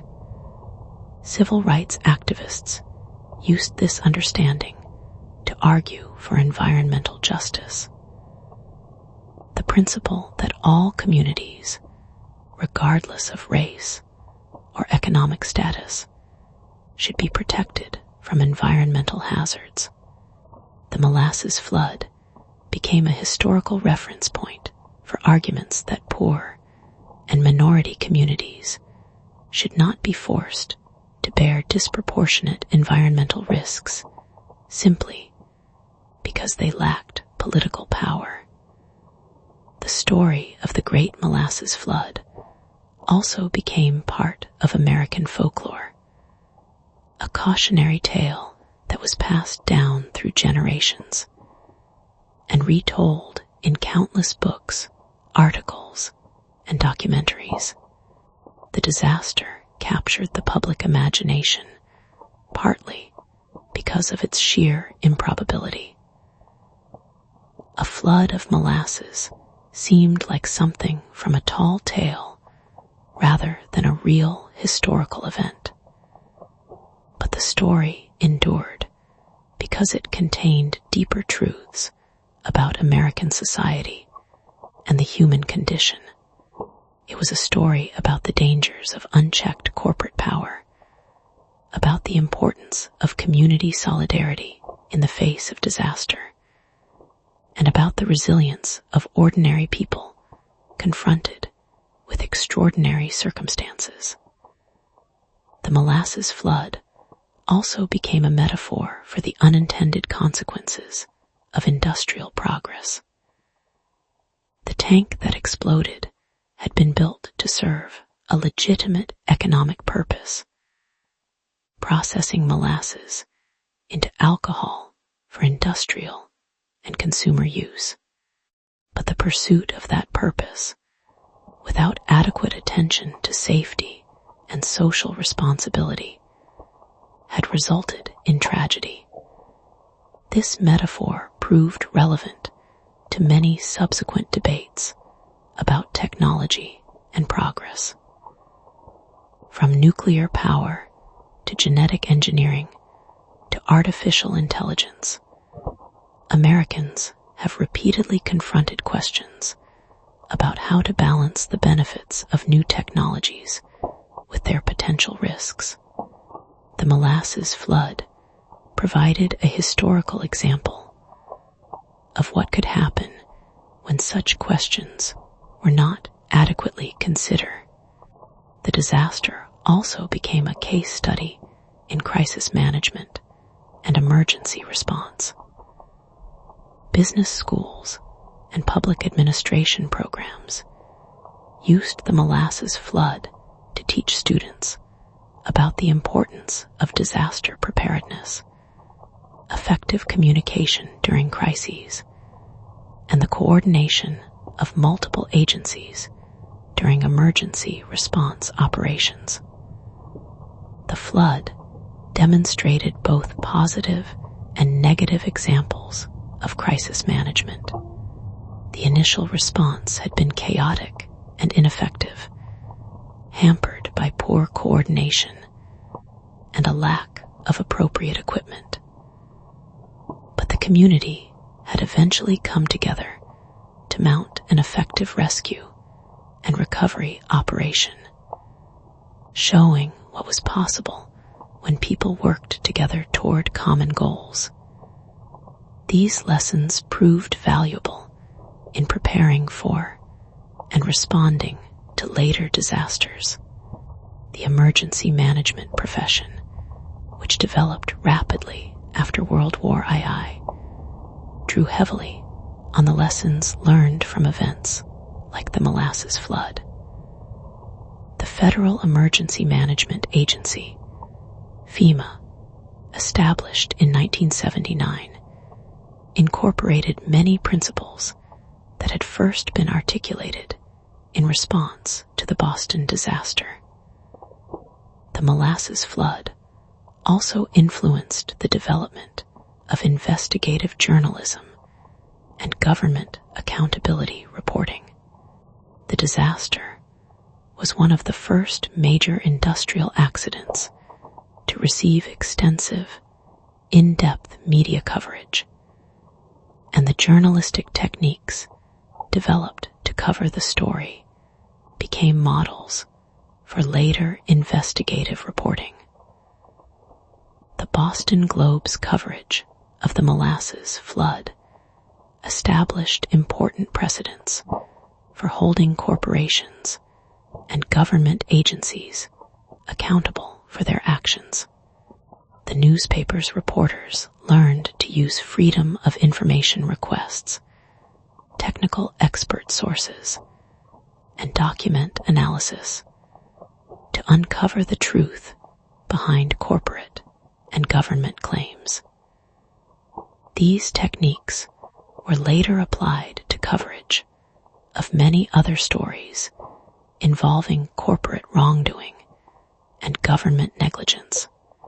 The investigative journalism that emerged from coverage of the Molasses flood helped establish the media as a crucial check on corporate and government power, a role that became increasingly important as American society became more complex and interconnected.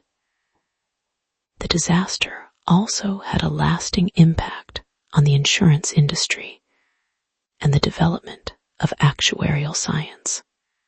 The Molasses flood was one of the first major industrial disasters for which insurance companies had comprehensive data about both the causes and the financial consequences. This data allowed actuaries to develop much more sophisticated models for predicting and pricing industrial risks. The risk assessment techniques developed by insurance companies in response to the Molasses flood became standard practice throughout the industry. Insurance companies began requiring detailed safety inspections before providing coverage for industrial facilities, and they began adjusting premiums based on the quality of a company's safety programs. This approach created powerful financial incentives for companies to invest in safety improvements.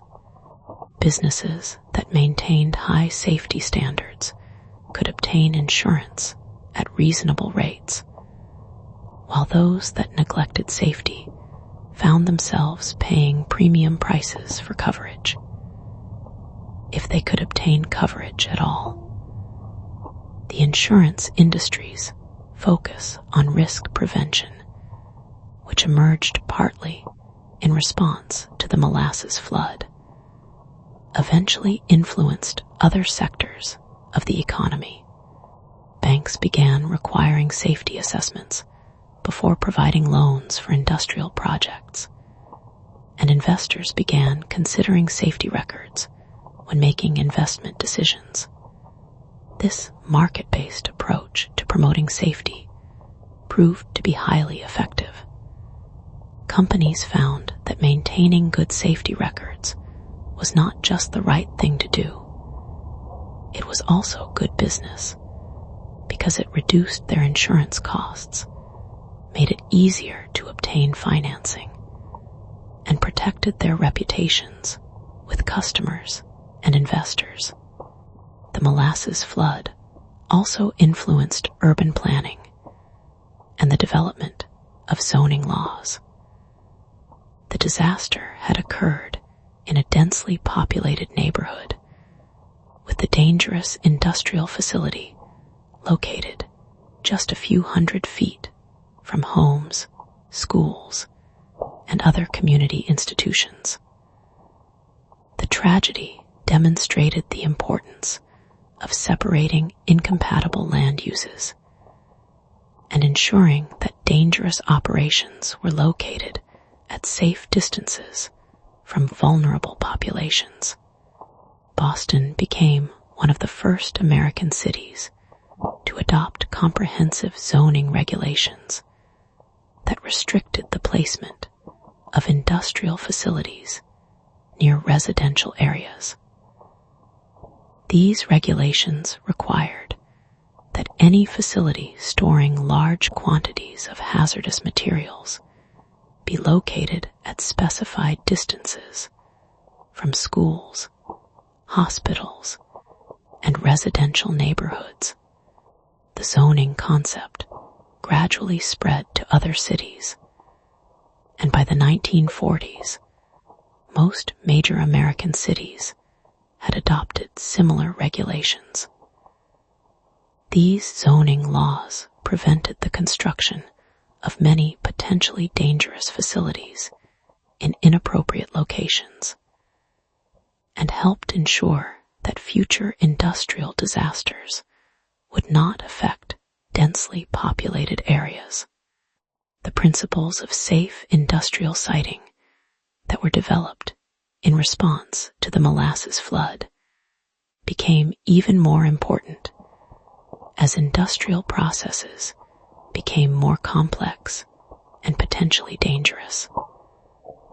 The chemical industry, in particular, benefited from the zoning requirements that had been established after the Boston disaster, which helped prevent chemical plants from being built in locations where accidents could affect large numbers of people. The Molasses flood also influenced the development of worker safety movements and the establishment of occupational safety and health regulations.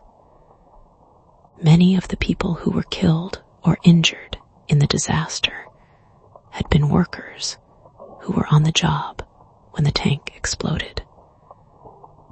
Their deaths highlighted the dangers that workers faced from industrial hazards that were beyond their control.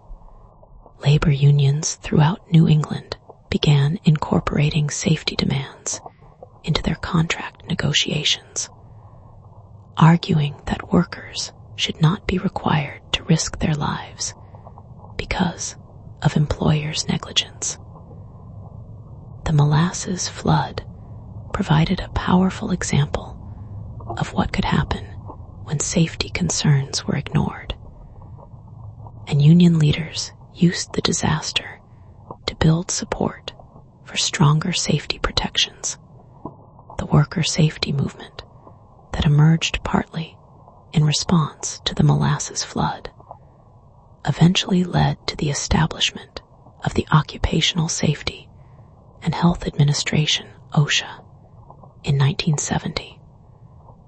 OSHA's comprehensive approach to workplace safety, which includes regular inspections, mandatory safety training, and severe penalties for violations, incorporated many of the principles that had first been articulated by safety advocates in the wake of the Boston disaster.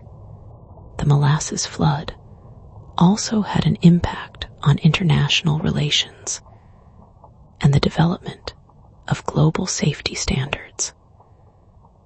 The disaster attracted attention from safety experts around the world, who saw it as an important case study in industrial risk management.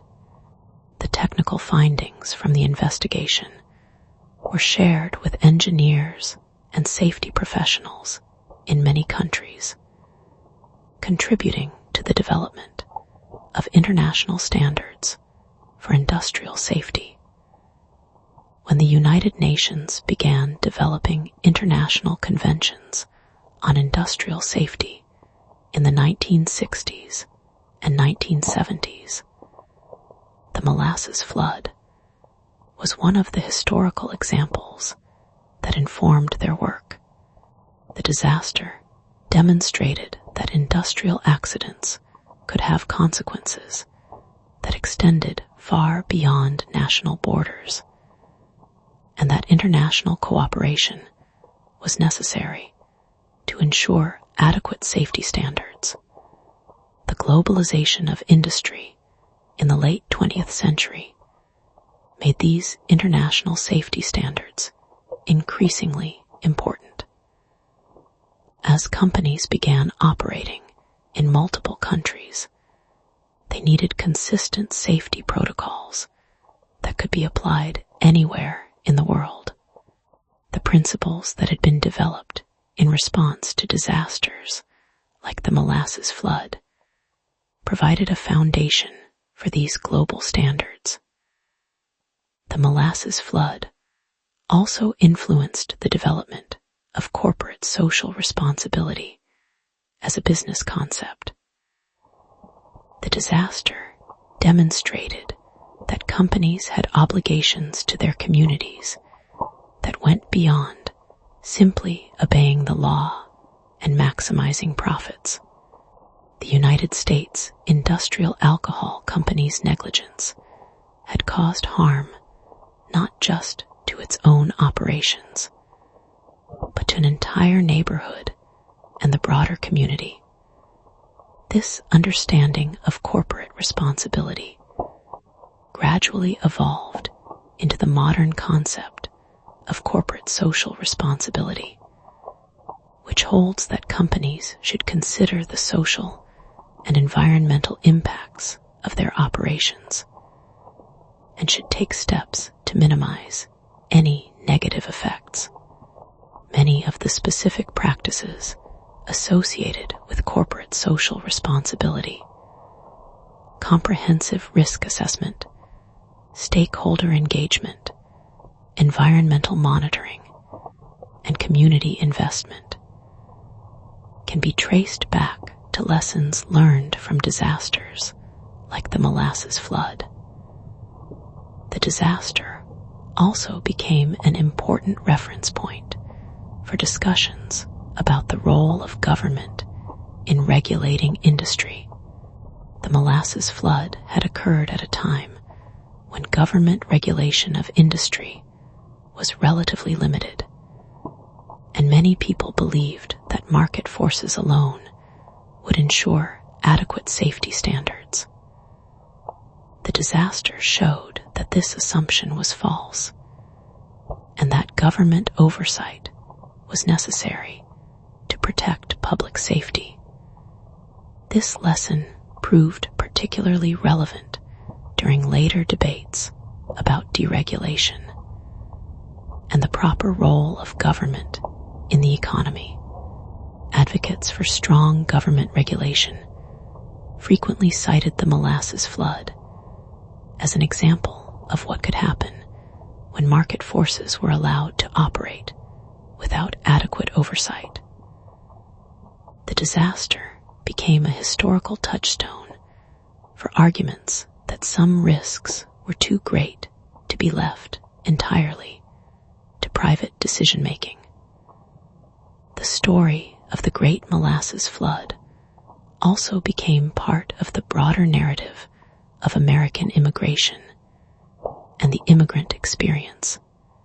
The disaster had occurred in one of Boston's most ethnically diverse neighborhoods, and many of the victims had been recent immigrants who were still establishing themselves in their new country. The response to the disaster, both the immediate rescue efforts and the longer-term recovery process, demonstrated both the challenges and the strengths of America's immigrant communities. The victims had been vulnerable partly because of their marginal social and economic status, but they had also shown remarkable resilience and mutual support in dealing with the tragedy.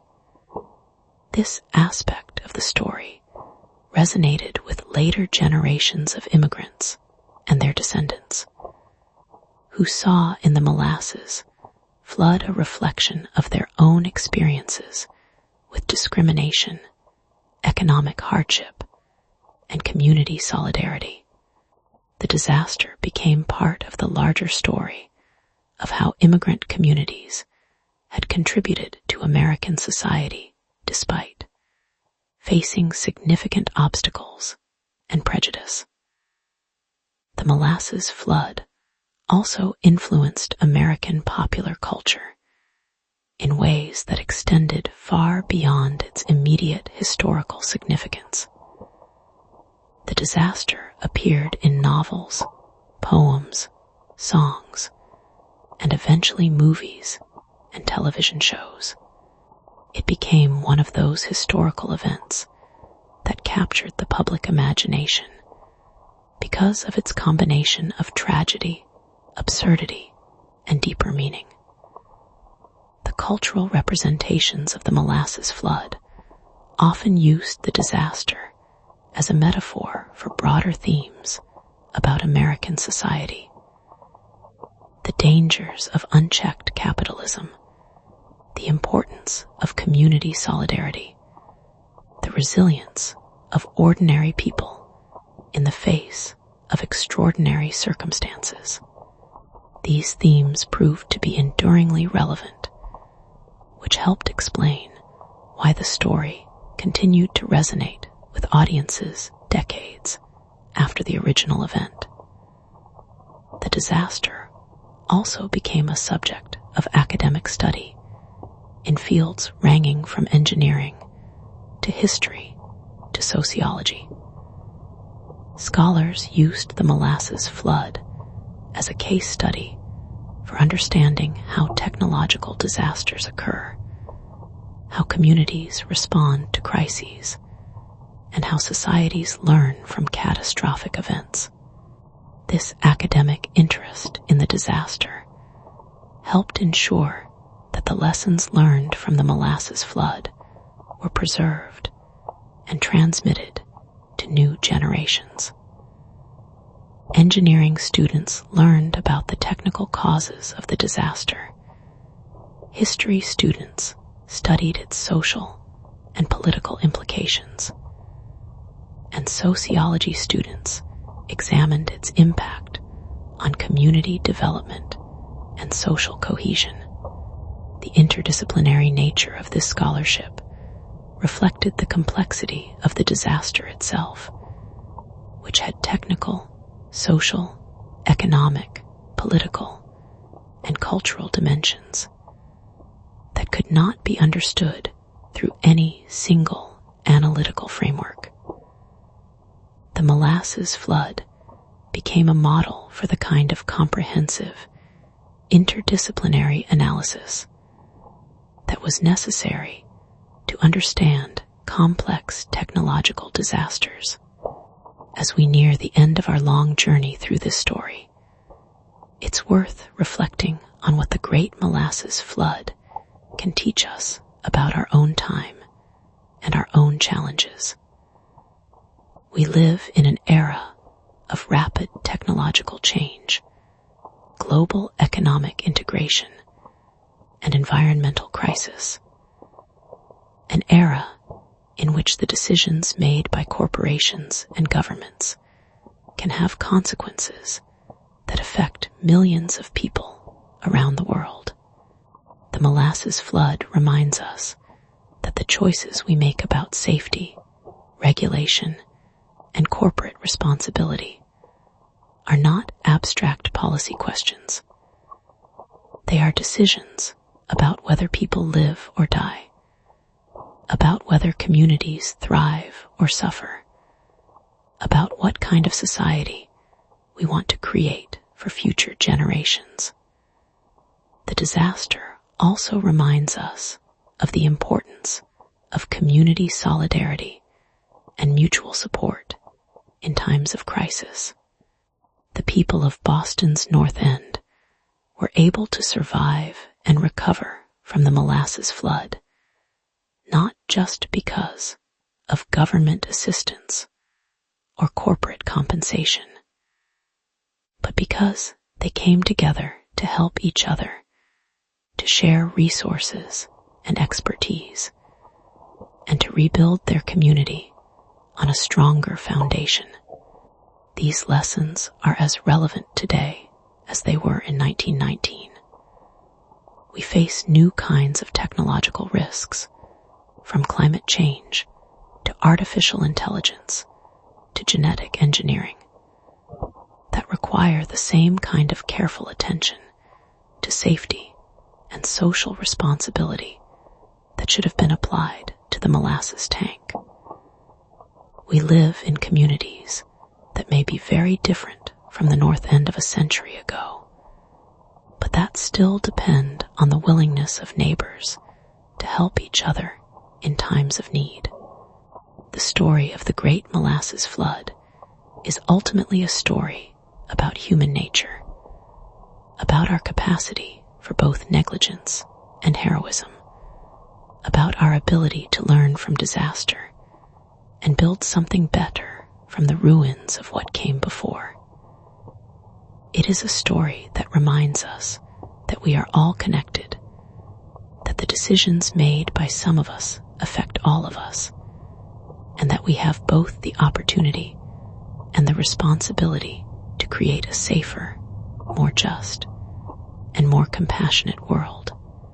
Joe Marconi understood this when he dedicated his life to preventing other disasters like the one that had affected his family and neighborhood. Maria Marconi understood it when she worked to help other families cope with trauma and loss. Their children understood it when they chose careers dedicated to public service and community welfare. And we can understand it too if we take the time to listen to the lessons that history offers us, if we have the courage to confront the uncomfortable truths about corporate power and social responsibility, and if we have the wisdom to act on what we learn. The Great Molasses Tank is long gone, replaced by a peaceful memorial garden where children play and elderly residents sit on benches remembering the past. The neighborhood has changed beyond recognition, transformed by decades of urban development and demographic change. The specific industrial technologies that caused the 1919 disaster have been superseded by new methods and materials, but the fundamental challenges that the disaster revealed the need to balance economic progress with safety and social responsibility, the importance of government oversight of potentially dangerous activities, the value of community solidarity in times of crisis, remain as relevant today as they were more than a century ago. The Molasses flood teaches us that disasters are not inevitable acts of fate, but the predictable consequences of human choices.